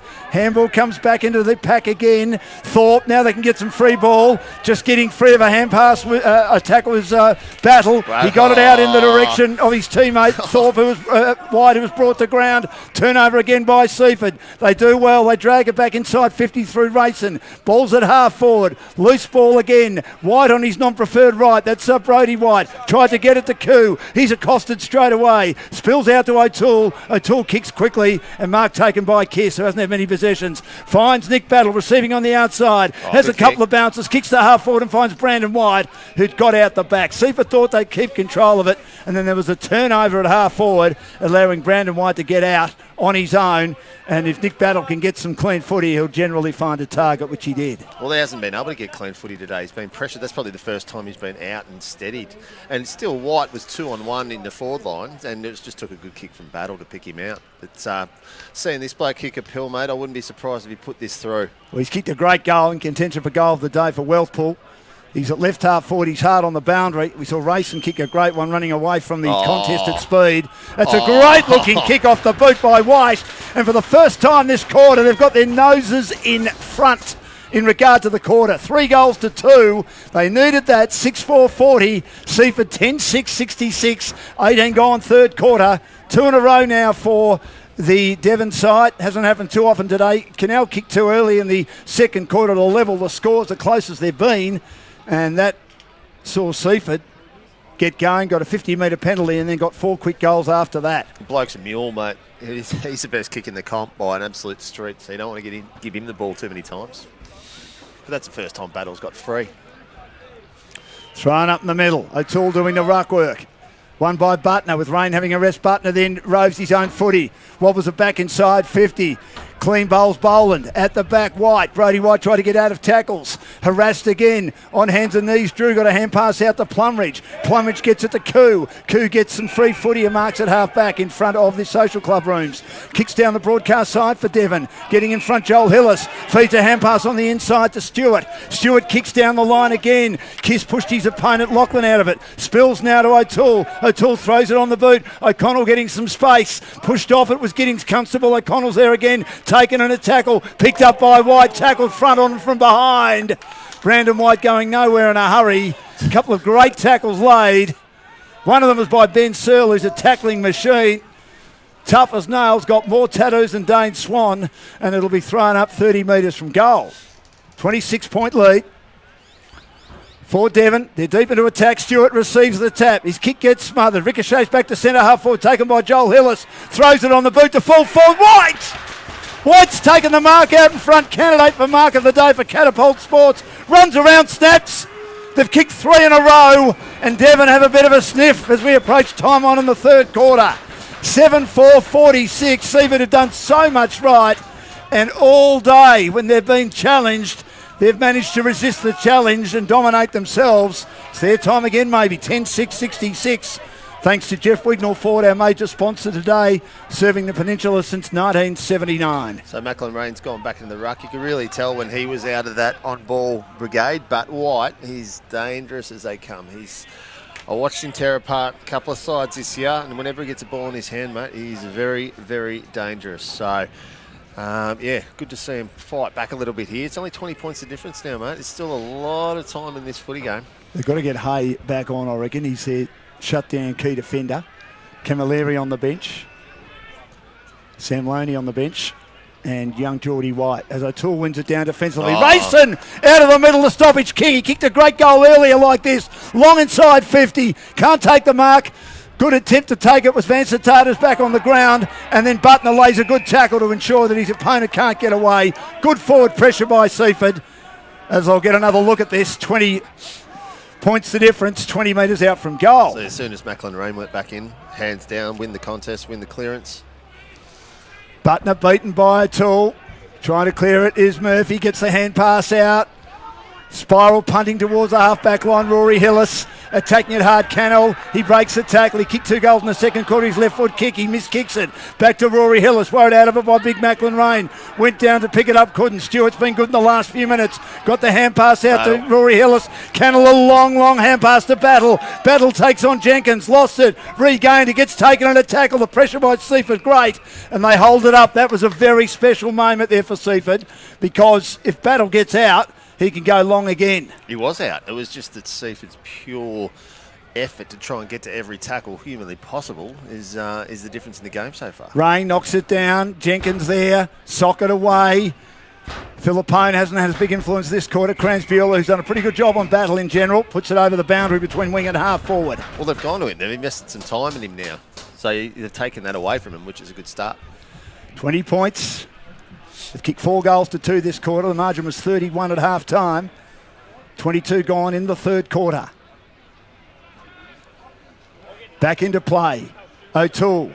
Rain. Roving Joel Hillis. Got it at the back. Bangs it long. White one out. In the square. Can't get there. Well done, young Giddings Constable.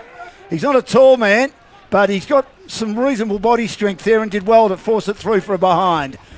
19-point lead.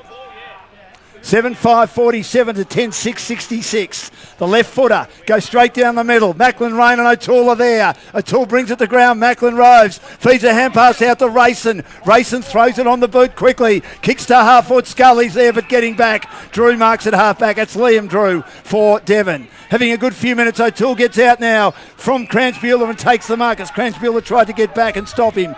Couldn't. 19-point lead. Kicks it low and flat. Inside 50. Parker's there. Pushed in the back. Should be a free kick. At the back it spills out towards Sewell. Can't get it. Picked up on this occasion by Battle. The ball came out to him. He's kicked a goal, but it might have been and should have been a free kick to Seaford. They've kicked 4 in a row and they're right back in this, Devon. 8-5-53 to 10-6-66 on the Jigsaw Finance scoreboard. That was a free kick every day of the week, mate. To young Hugh Park. No, he just ran straight into the middle of his back. A bit of claret coming on. Mitch Jenkins' eye. Yeah. No, but look, they had that +1. He was in the perfect spot. Had his hands on the pill and just got crashed into straight in the middle of the back. So stiff on that occasion, Seaford, but they've got to stop this run. They're up and about now, Devon. They're going to come back in the last quarter down toward those fans down there, yes, Dan. They need one, Seaford. They need a steadier. Rain wins it down, but roving it defensively, Rory Hillis to half-forward. Park couldn't take the mark. Spills to the back, O'Connell. Fed a hand pass out to Cannell. Now to Joel Hillis, taking an assault tackle once, twice, and then he stands up again and tries to get the hand pass out and got one high eventually. That was remarkable, and then it's a play on and a goal kick, but the umpire had already called time on. Remarkable by Joel Hillis because he was tackled. He still got up while being tackled because he virtually was at ground level. He had his knees on the ground. He got up and then caught one high. Speak to anyone at Devon Meadows and they reckon you can't tackle him. To cut the margin to 7 points. Having a huge few minutes here, Devon. They've caught a light. A bit like Seaford did late in the second quarter. That's a great goal. That's right in the mix for goal of the day for Wellpool. And they're right back in this up to their ears. They've kicked the last 4, and they've kicked them pretty quickly to the cricket net's end of the ground like Seaford did in the second quarter when they kicked 5 in 8 minutes. It's 9-5-59 to 10-6-66 on the Jigsaw Finance scoreboard. Our major sponsor, Jeff Wignall Ford, serving the Peninsula since 1979. Now, since Hayes been off, now I know that he probably couldn't stop some of those goals. This is when the run-on's been occurring. Has indeed, Need to get him back on, I reckon. The big defender. They're starting to win the clearances too through the middle. Yeah, Rain wins it down again. Couldn't win the footy. Battle, Rain does, tries to get a hand pass out, and then Battle lays a great tackle, puts his opponent under the pump. Stewart's there as well. The umpire says, give it to me, I'll throw it up. Camilleri was the player set upon in the middle of the ground. Thrown up once more. Rayson will get a free kick. He was taken off the play and he didn't have the footy. Rayson will play on quickly. Has a player running for him. Should take the mark. Philippone's had a quiet quarter. Rory Hillis has done well. Kicks long to full forward. Kennedy up. Can't mark it. Who are the Rovers? No one there inside 50. Harvey picks it up. Left foot kick. Great play. Teakle did well to rove it, found Harvey, and his left foot kick was an absolute beauty on the chest of Butner, who's kicked two. He's virtually directly in front. They just need a steadier before three-quarter time, the Tigers. Holtz. Undisciplined from the middle again from Devon. Remember what started that run in the first place, that 50-metre penalty in that second quarter. There's the siren. This is a vital kick for Butner to give him 3 for the day. Number of players on the mark, but he kicks the goal. That could give them some confidence going into the last quarter. They've responded all day, Seaford. They had to. Devon kicked 4 in a very, very quick fashion, and then a late goal as they got a free kick out of the middle, undisciplined by Devon. 11-6-72 to 9-5-59. Butner does well to kick his third goal. Well done, Chris Butner. It was 2 goals apiece for a large portion of the quarter, and then Devon Holtz kicked 4 in a hurry. White got involved. Battle got involved, started again on top of Kranzbuehler, but then that late goal, that could have just stemmed the flow a little bit. 11-6-72 to 9-5-59 on the Jigsaw Finance scoreboard. Yeah, so they started to put a bit of time into Filipponi in that quarter. I think that was a good move and the right move. And then when they pushed White forward, he looked dangerous and sparked that through. But just undisciplined again from Devon late. Like, they had all the play, they had the momentum, and he goes and whacks racing in the guts, sort of on the side of the pack. They turn it over, then they get down and get a goal. It's just frustrating things like that could mean a big difference in the game. But, geez, they certainly stepped up. And going down towards that club room's end, Dan, in the last quarter. Don't underestimate that, getting the fans behind the boys. So who wins from here?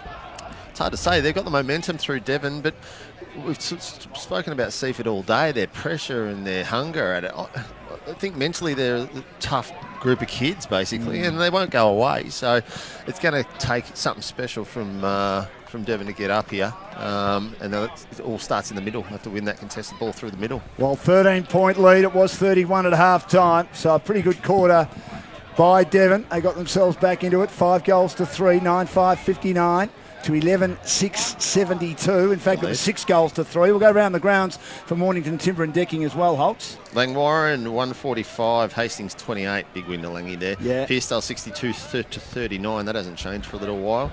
Somerville Kringle, that's a cracking game. 4 points in the last quarter. Somerville are just up 4 points. Cribby now 20 points trailing Mornington by into the fourth quarter. Yeah, great effort. Rye 30 points up on Tyab. And then we've got here, Div 1 is going to be, ugly, 15-14, 104 Bomb Beach, 8-4, 52 Edithvale. Mount Elias look like they're going to have a good win over Frankston Bombers, 9-9-63 to 4-7, 31. And Frankston YC, 16-8, 104 to Pines, 8 points. Thanks for that. Mornington Timber and Decking, looking after our Around the Grounds, the highest standards in both quality and service. Call reception on 59751031 or John Gash. Directly on 0427 028 450. Our mark of the day is for Catapult Sports, creating technology to help athletes and teams perform to their true potential. Okay, we'll take a break. Thanks to Jeff Wignall Ford, back with the last quarter shortly. And it's Seaford by 13 points, but we've got a cracking last quarter for the Luke Hodge game coming up. It's been a wonderful game between Devon and also Seaford here at Glover Reserve. Get your game face on.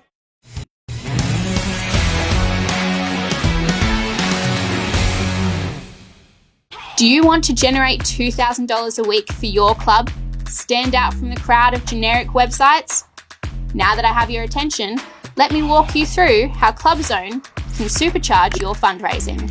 Is it time for your club's website to be upgraded to a new, easy-to-use platform? Create a ClubZone website and experience the new benefits today. It's time to supercharge your fundraising. ClubZone is everything your club will need to raise money. It's time to have an all-in-one website for your club's important news, information, sponsorship, e-commerce, ticketing, membership, and much more. There is no need to complicate things with cash when you can run everything through your website. Get your own online store to sell anything and everything. Memberships, apparel, merchandise, memorabilia, and more. For the club that has to juggle everything, ClubZone's easy-to-use and easy-to-build website solves your problems.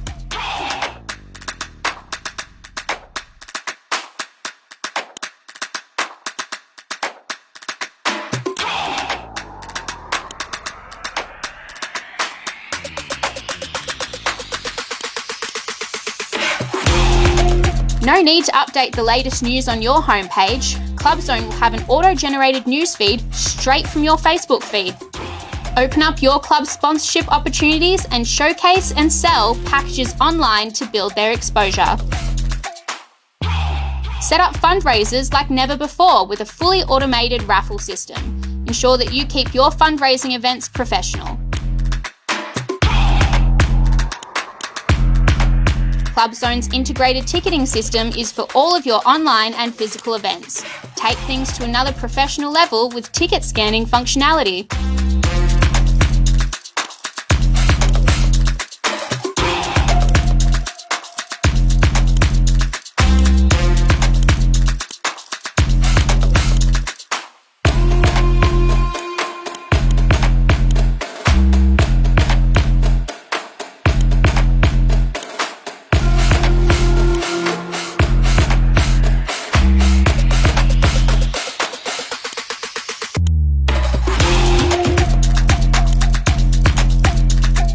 We know help desk tools are one of the most integral tools when it comes to supporting our customer base successfully. That's why we are constantly building on our in-depth information centre for your use. Get the full Clubzone experience for just $14.80 a week.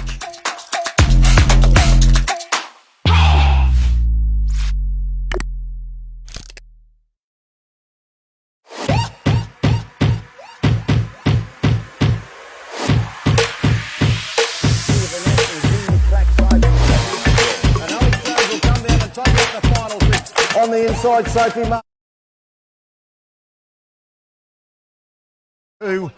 Our major sponsor, Jeff Wignall Ford in Frankston, 13-point lead, a big quarter by Devon at home. Luke Hodge has gone to hospital. He's broken a finger, we think, or hurt a finger at least, and he hurt his calf in the warm-up. So it hasn't been a big day for him, the superstar, but his team might be inspired by a big third quarter, 6 goals to 3. Seaford kicked one right on the three-quarter siren to give them some breathing space. Hawks, they're 13 points up, but at one stage it was 37.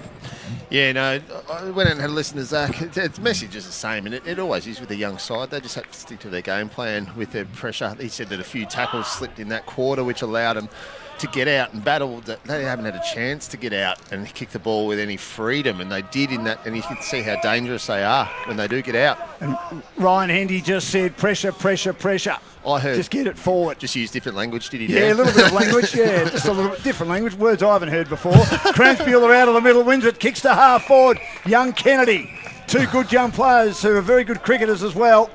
He was in the Frankston Heats Premiership winning team in the fourths in the summer. Kicks inside 50. High kick! Oh, that's a terrific mark, Vincent Hart. Mark of the day for Catapult Sports, creating technology to help athletes and teams perform to their true potential. He's the coach, and they're performing to their true potential today, the Seaford Tigers, for 2 in a row, 1 each side of three-quarter time. More breathing space for the Tigers. Clunk. Great mark. Clunk. That is definitely our mark of the day for mine. Oh, yeah. Oh, and he's pushed it left.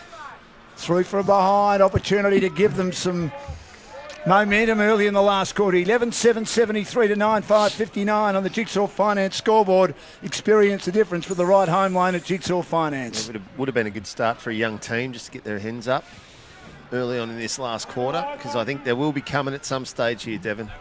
Liam Drew back into play to Boland at half back on the outer side. He gets met late, kicks to the wing. Good fist away by Lachlan. He did very well on Kiss, who hasn't had much of the footy today. Started well on Hodges too. Yeah, he did. He's a good day. I rate him. He's a good player. He's just doing his job. Yeah. And a lot of their players have done their job today. Boundary throw-in again. O'Toole and Rain. Rain knocks to the front, rowed by Philippone, who drifted out of the game in the third quarter. Hand pass almost run down by the man who's been doing the job on him in Rory Hillis. Boundary throw-in again on that outer wing. Lovely clear day. Going to be cold tonight, but still lovely clear day. Big crowd here at Glover Reserve, and we'll get a grandstand finish. 14-point lead to Seaford. Early stages last quarter. Leaning in is Rain.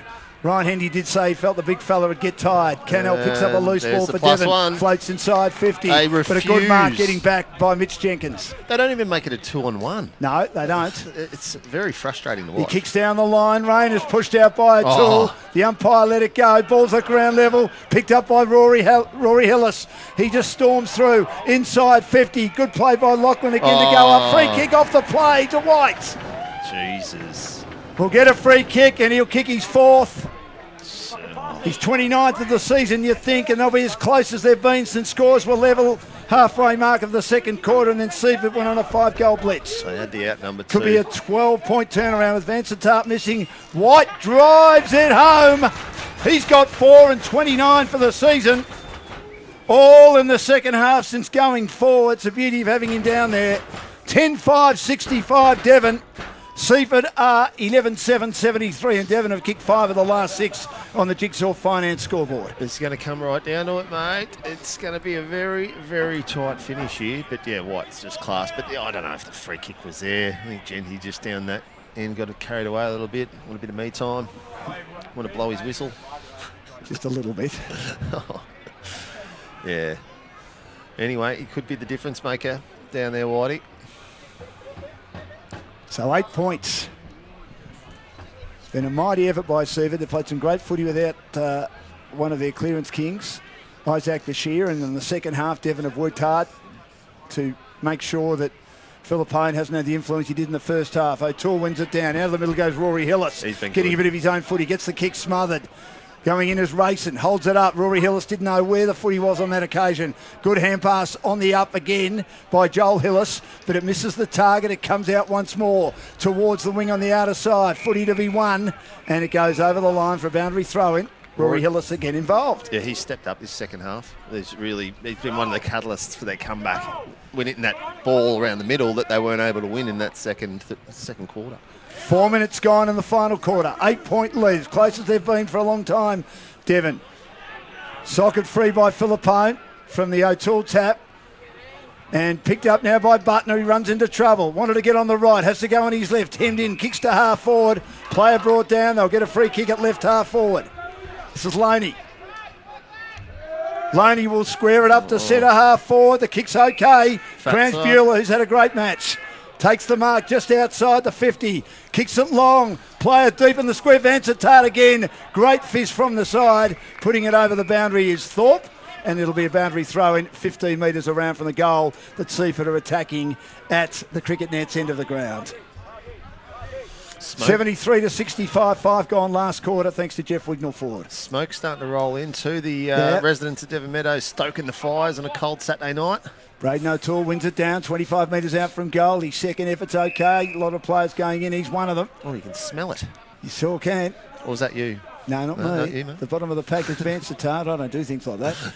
O'Toole's up on the ruck. Butner doing the ruck work for Seaford. Goes out the back now. Scully's there. Kicked a great goal early days. And he was on the floor when he kicked that off the ground, basically. But it's turned over by Devon and picked up by the outside running of Battle. Kicks down the line. But getting back and taking a very good mark is Park at halfback for Seaford in the blue boots. Park will go backwards. He's been pretty solid today. They just want to slow it down in the back pocket. I don't understand that. Anyway. Players pushed in the side as White made him earn his kick to the wing. Mark dropped by Hayes, just come on after a long break off. Spills down to Murphy. Murphy gets it to Stewart. Stewart hems a kick inside 50. Taken by O'Connell. Handballs to Rory Hillis. Rory Hillis makes it a 2-point ball game. Wow, hasn't he had a second half? Outstanding. I didn't understand that kick backwards. And then they went long into the middle of the ground where you don't go. But that's it. That's a young side. 11-5-71 to 11-7-73. And they've kicked 6 of the last 7. But I think if they have a look at the video back during the week and they'll highlight that. But that's not what you want to do, especially at this time of the day. Any time of the day. Don't go long into that section of the ground. They were 31 down at half-time, 37 at one stage in the third quarter. Scores were level halfway through the second, and then Seaford kicked 5 unanswered goals. Quick as a flash. Thrown up in the middle. And Battle starting to get that outside run. Here he goes again. The tap down takes it defensively from the Rain fist towards half forward. Bouncing ball now for Murphy. Worried out of it by Big Hay. It'll go to the boundary. It'll go over the line in front of the Devon coach's box, and it'll be thrown back into play. Yeah, I'm still a bit surprised as to why Hay was off for so long. He played that big defensive role well. Yeah. Boundary throw in. Maybe there wasn't a right matchup for it. 71-73. Thrown back into play at half forward. Rain beats O'Toole. At the drop, Joel Hillis taken at a tackle, lost it. Spills to Philippone. Philippone, nice ball, finds Harvey making it half back. He went in board. And Mitch Harvey has the footy at centre half back. They're not moving like they were early days, Steve, but they're a bit stagnant. His kick is not great. That was partially smothered. Joel Hillis couldn't take it. Good play by White. Delays a hand pass, gets it out towards Camilleri. He's crunched in a great tackle placed on him by Plumridge of Devon. And the umpire says, I'll throw it up, attacking side of the wing for Devon, who are storming. They've kicked 2 goals to none in this last quarter, 73-71. O'Toole, Rain, the big body, in front, feeds a hand pass out to Rayson. Rayson hard on the boundary, hooks around the body to half forward. Almost a good mark to Butner, brings it to ground. At ground level, Haynes playing in defence now for Devon. Handball comes out from Boland, tapped on by Thorpe to Rory Hillis. Couldn't get hold of it, and Philippone's got hold of him in front of our commentary position. It'll be thrown up again. Yeah, Philippone, since they've invested time and gone in through him, he's been very quiet in the second half, which is what they're after. 2-point lead. Rain, too good for O'Toole. Couldn't get his running jump going. Squeezes out to Rayson again. Rayson's at half forward. He'll kick down the line again. Looking for someone to mark. Great effort by Vansittart. He's appealing that he may have been shoved into that by Drew. 2 very solid bodied players playing on each other in that exchange. It's Liam Drew. Boundary throw in. I thought he was held. In the forward pocket. Anyway. What do we know? We're not out there. Racing off for a rest, 73-71. They need a goal, Seaford, just to steady it, which they got right on the siren at 3/4 time. O'Toole knocks it down again. Inside attacking 50. It's cleared out of defence by Plumridge. Throws it on the boot and kicks it over the boundary.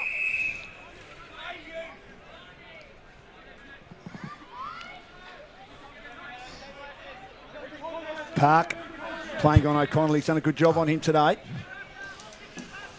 Got the 500 mil can of Carlton Dry. Haven't seen that before. I haven't seen that. No. Wowee. Used to get them at the Croatian soccer. Boundary throwing. Spend a bit of time over there. Yeah, I did a couple of games a few years ago at St Albans, and they got the big ones. Big fist by Macklin Rain, overrunning at Philippone. Good play, Scully. Hooks back to full forward. Nearly a good mark down there to Vansittart. Picked up again by Kennedy, but he kicks across the face, throwing it on the boot and out of bounds on the full. Jeez. So it's going to be Devon's ball. It was just a kick in hope. He's under a little bit of pressure. Ryan Koo will take that free kick in the outer back pocket. His team down by 2 points. At one stage it was 37. 10 minutes gone. Jigsaw Finance scoreboard. Kicks to the wing. Good mark taken. They've got even numbers. By Cannell. They've got even He's just behind the wing now. He kicked those 2 goals to level the scores in the second quarter. High hoisting ball towards the wing. Big fist from behind. Good play by Giddings Constable to bring it to ground. Rory Hillis at the front. Kick was smothered. Picked up now by Philippone. Taken in a tackle. Thrown to ground. And in fact, it was Hosey who was taken in a tackle and thrown to ground, but he couldn't go anywhere. It's thrown up in the middle. Seaford hanging on here. O'Toole the fist. Player brought down in a tackle for Seaford. Kranzbuehler as well. Maybe should have got a free kick into his back. Loose ball out in the wing now, taken by Harvey. Harvey on the left, peering ball down to Vansittart, who's got those great sticky hands. We think he's already got mark of the day for Catapult Sports. Spears inside 50. Butner couldn't take the mark. Spills to Kennedy at the back. Handball's on the outside. Taken by Camilleri. Camilleri throws it on the boot. He floats it right for behind. Margin 3 points. They won't go away, Seaford. They still continue to push. 11-8, 74 to 11-5, 71. Coos back into play to the back pocket to Nathan Drew. Skinny Drew with a corked hip. Kicks to half back and he finds Joel Hillis. His opponent overcommitted, so he plays on. Handball's on the outside to Ryan Koo around the outer side. Kicks to half forward. Giddings Constable does well. Couldn't take the mark against Kiss, but brings it to ground. Handball's back into traffic. His teammate sitting over the footy. The umpire says no, he cannot get rid of it. It'll be thrown up. And that is, he's been a solid defender today too in Cornford. Knocked to ground. Taken out of the contest by Devon. Kiss. Handball on the outside. High kick towards full forward. Bouncing ball. Goes right across the face. May nearly go out of bounds. Player taken in the back by White. That's got to be in the back. In the back. He was waiting for it to go out of bounds, and he'll get the free kick.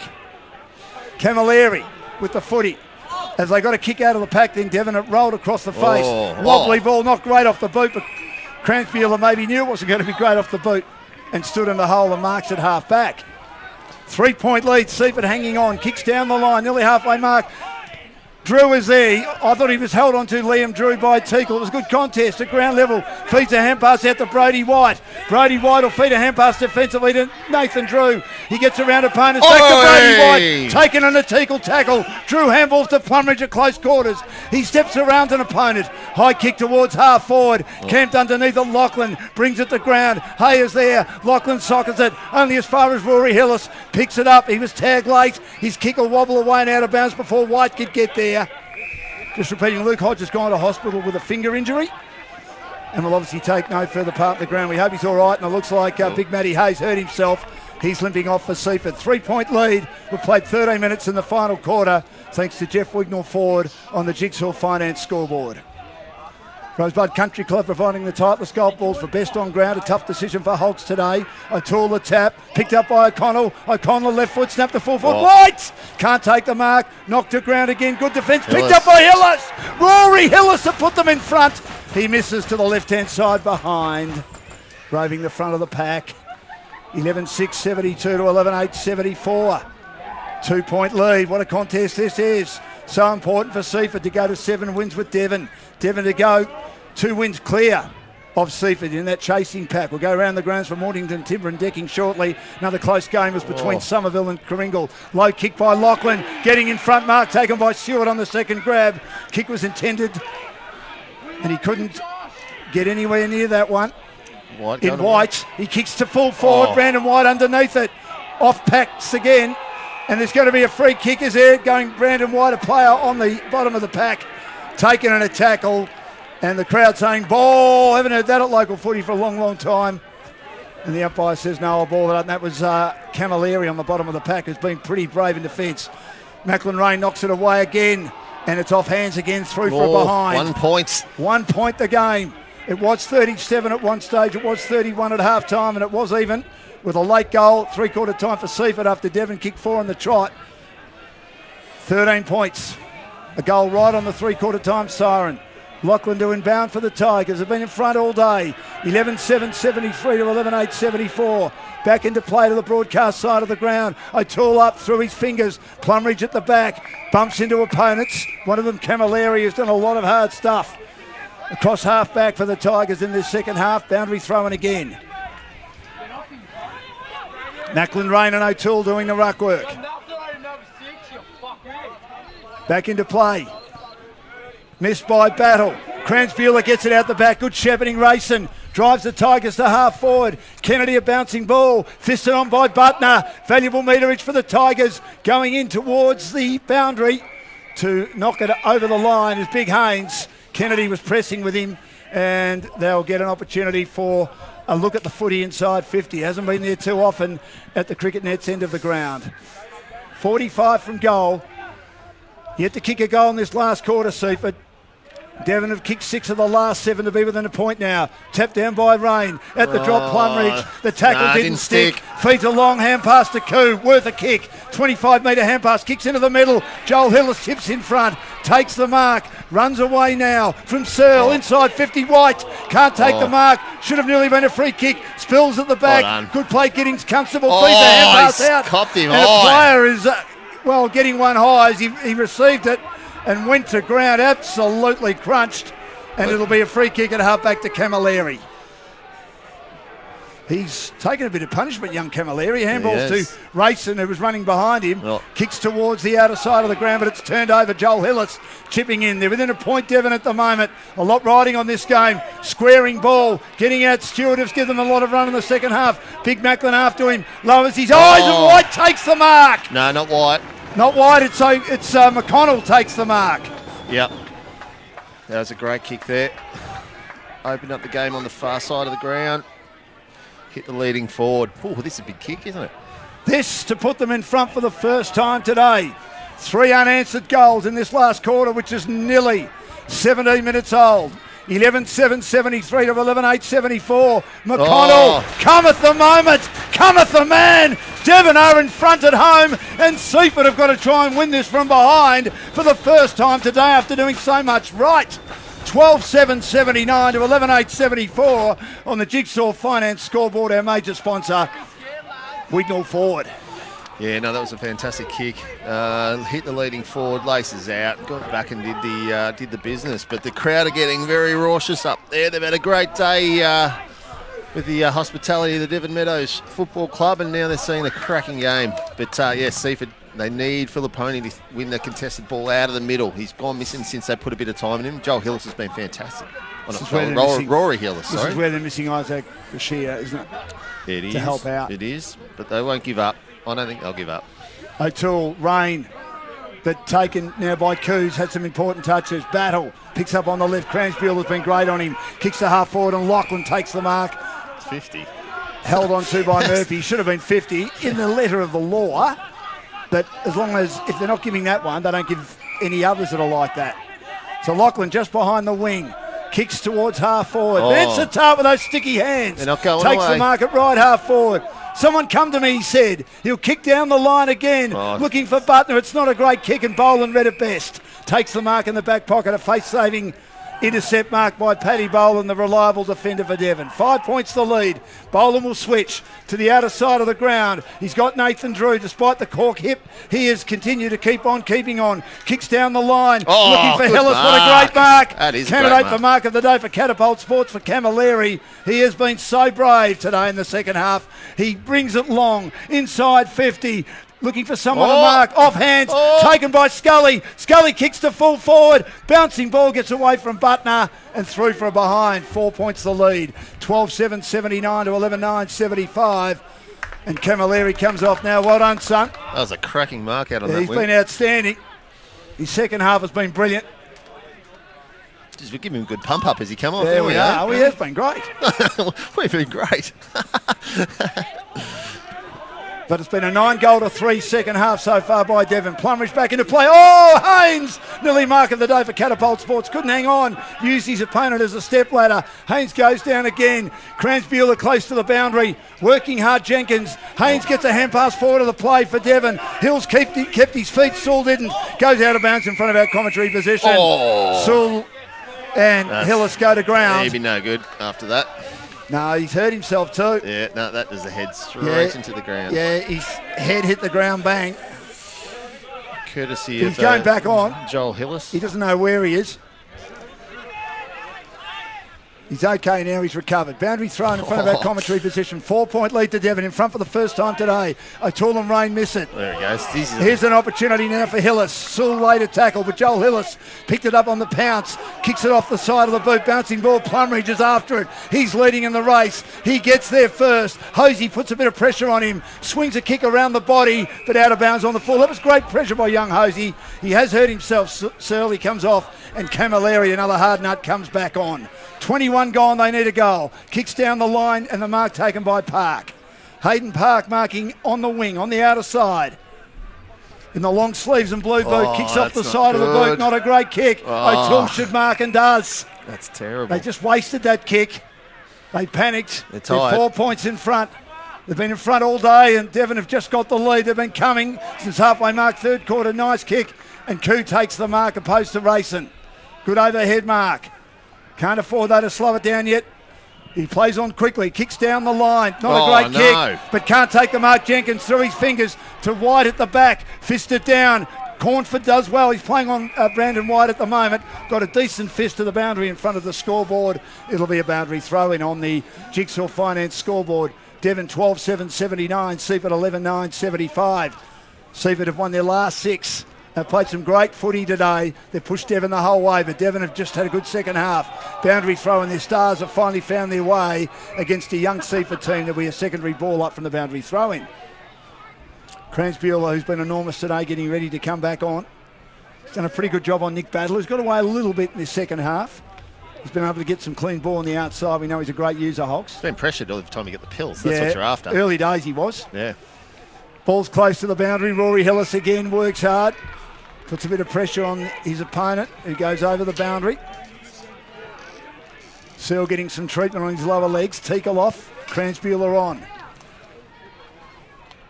4 points behind. Devon into attack. O'Toole the tap. Ball going nowhere. Good tackling again. Rory Hillis at the front and square roving. He was taken in a tackle immediately. 45 from goal. One more might nearly do it for Devon. One goal for Seaford could do it. Maybe last goal wins. Next goal wins. Tap down. Joel Hillis works his way through, breaks tackles, snaps towards goal, misses to the right-hand side. Again, some of those tackles, as you mentioned, Holtz, and as Zach Vansittart mentioned, at three-quarter time, not sticking as much as they were in the first half. The left footer goes straight down the middle. This is Gettings, Constable. Macklin Rain in front, should have got a free kick for over the shoulder at the road though. Taken by Cransbuehler towards half forward. Kennedy's there, shoved out of it by Haynes. Haynes after it again. Kennedy shoves him away and Stewart's taken in a tackle. The umpire says ball's held to him. We'll throw it up. This is the last roll of the dice for him, mate. 23 minutes, we've only had a few goals. 3 goals to none. 12-8-80 to 11-9, 75. Devon by 5 points. O'Toole the tap. Murphy receives it from the tap. He's also held up in a Philippine tackle. He's drifted out of the game in this second half. Was odds on to win the Titleist golf balls that Rosebud Country Club provide every week. We thank them very much. Macklin Rain taps it down. Kick inside 50 by Philippine. Now Vansittart was taken high. He'll take a free kick. It'll be a miracle shot at goal if he kicks this. He's 40, on the most acute of angles. 45? Holtz. You're back 45 metres out. He certainly can get the distance, I reckon. He played a terrific game too, hasn't he? He has played well. Jeez, this is huge, this is.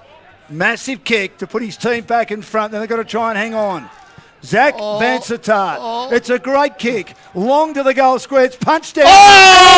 Butler goes!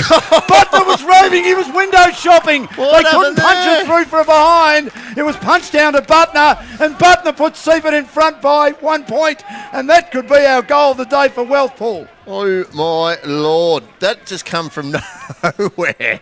He's kicked 4, Big Butler. 4? Yep. Well done, and that has put them in front by 1 point, I think. Is it 1 point? 1 point. They've given the goal to Devon. Which isn't right, but I think they're 1 point up. Wow. There should only be about a minute or two remaining. 24 and a half minutes gone. I could be wrong though, Dan. 12-9-81 to 12-8-80 on the Jigsaw Finance scoreboard. Experience the difference with the right home line. Right now. It is right now. What a goal to Butler. Their only goal the last quarter. They've found a way all day, Seaford. This will be a famous win for a famous club. Tap down, free kick. Which way's it going? It's against Macklin Rain, going to O'Toole in the middle of the ground.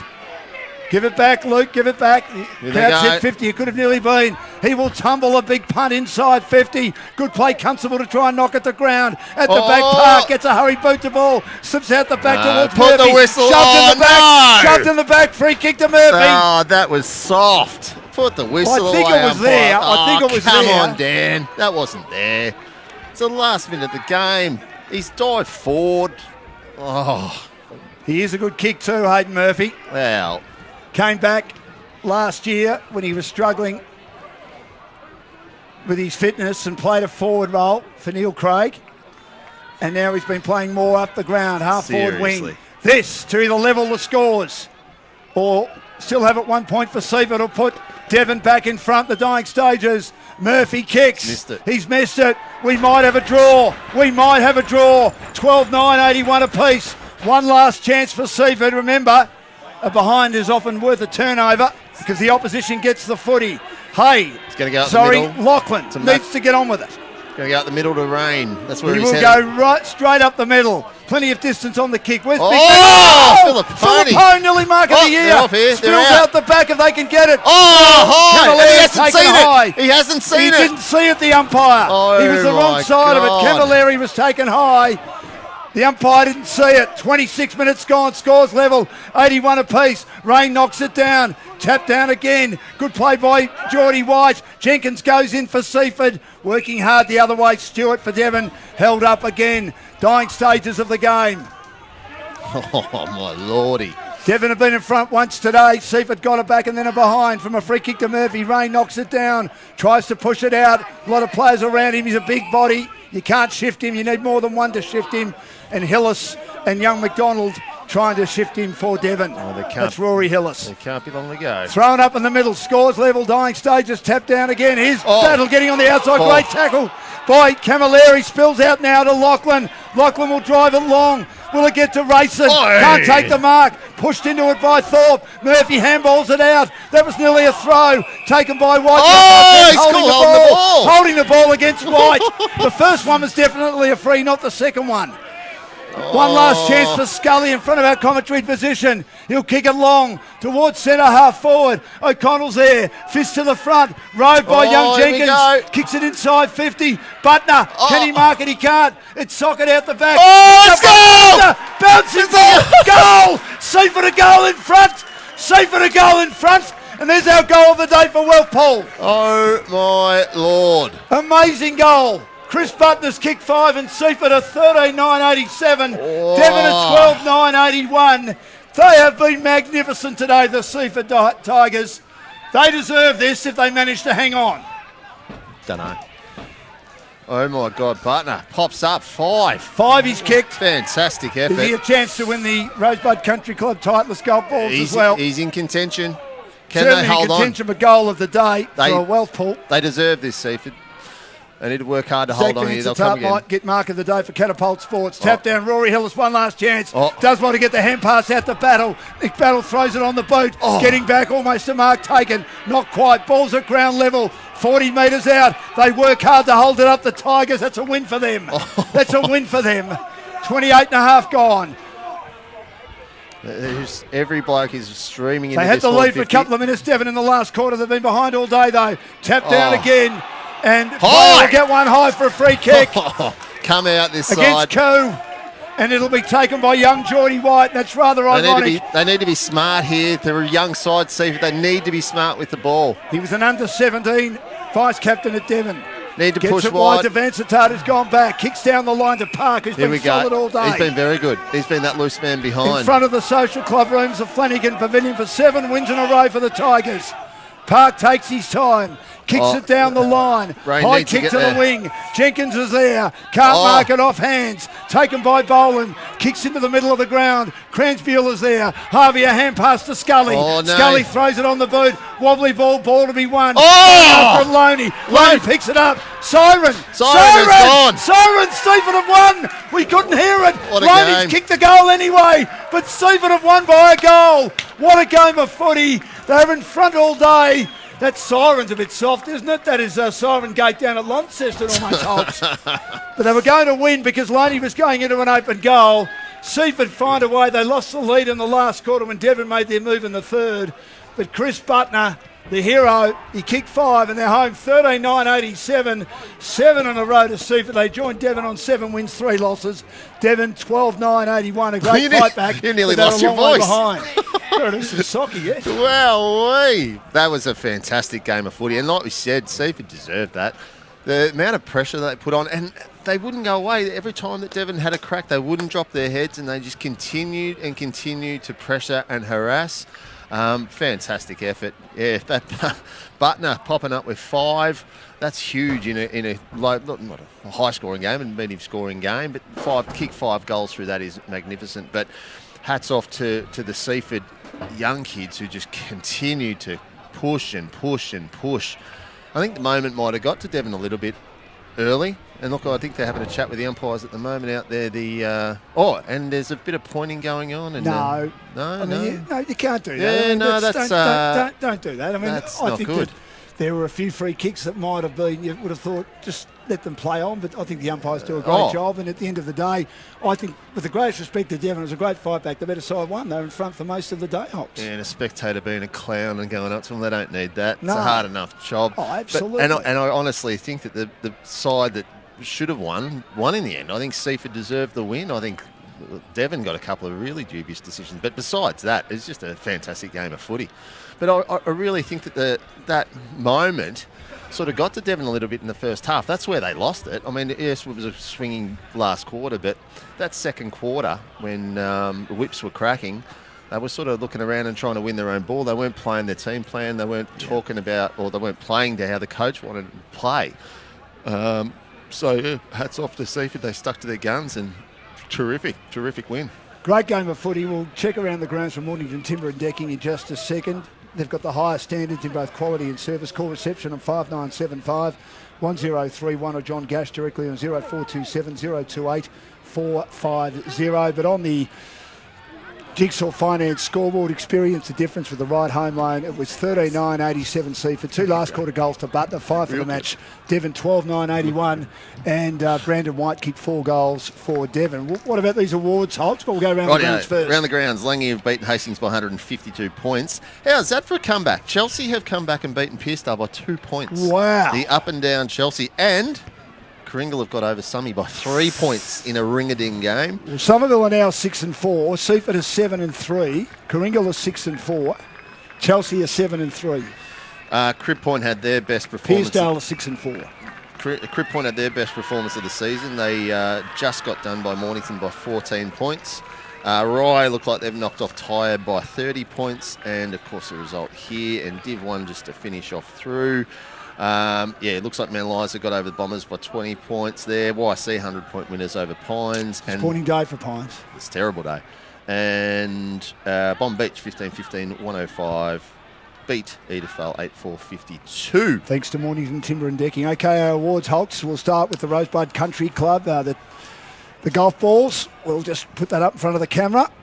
The Titleist golf balls, the sleeve of Titleist golf balls. You want to go best on ground first up? Yeah. Yep, all right. You're giving it. Yeah, okay. It was a great performance by Butner, kicking 5. Filipponi's first half was fantastic. I thought race day was good all day. But the guy that I think I'm going to give the award to was probably the only 4-quarter contributor for the whole day. It worked tirelessly and was clearly the best in his position. Hodor. Macklin Rain, I think I'll give him BOG. Yes, Butner kicked the 5, but the Fords are like the head wobblers and get the hands up in the air when all the grunt work was done in that middle. I thought Macklin Rain's effort through the day was fantastic. So Hodor gets the golf balls. Who gets goal of the day? Is it one of Butner's 2 that won the game? Or Rayson's goal? It was a great goal, wasn't it, when he hit the pack? Yeah, no, that was a cracking goal, that one. White kicked a ripper too, didn't he? He did over there, but that's standard from him. He hit the pack at full tilt, Rayso, and kicked the goal, so that was fantastic. Mark of the day?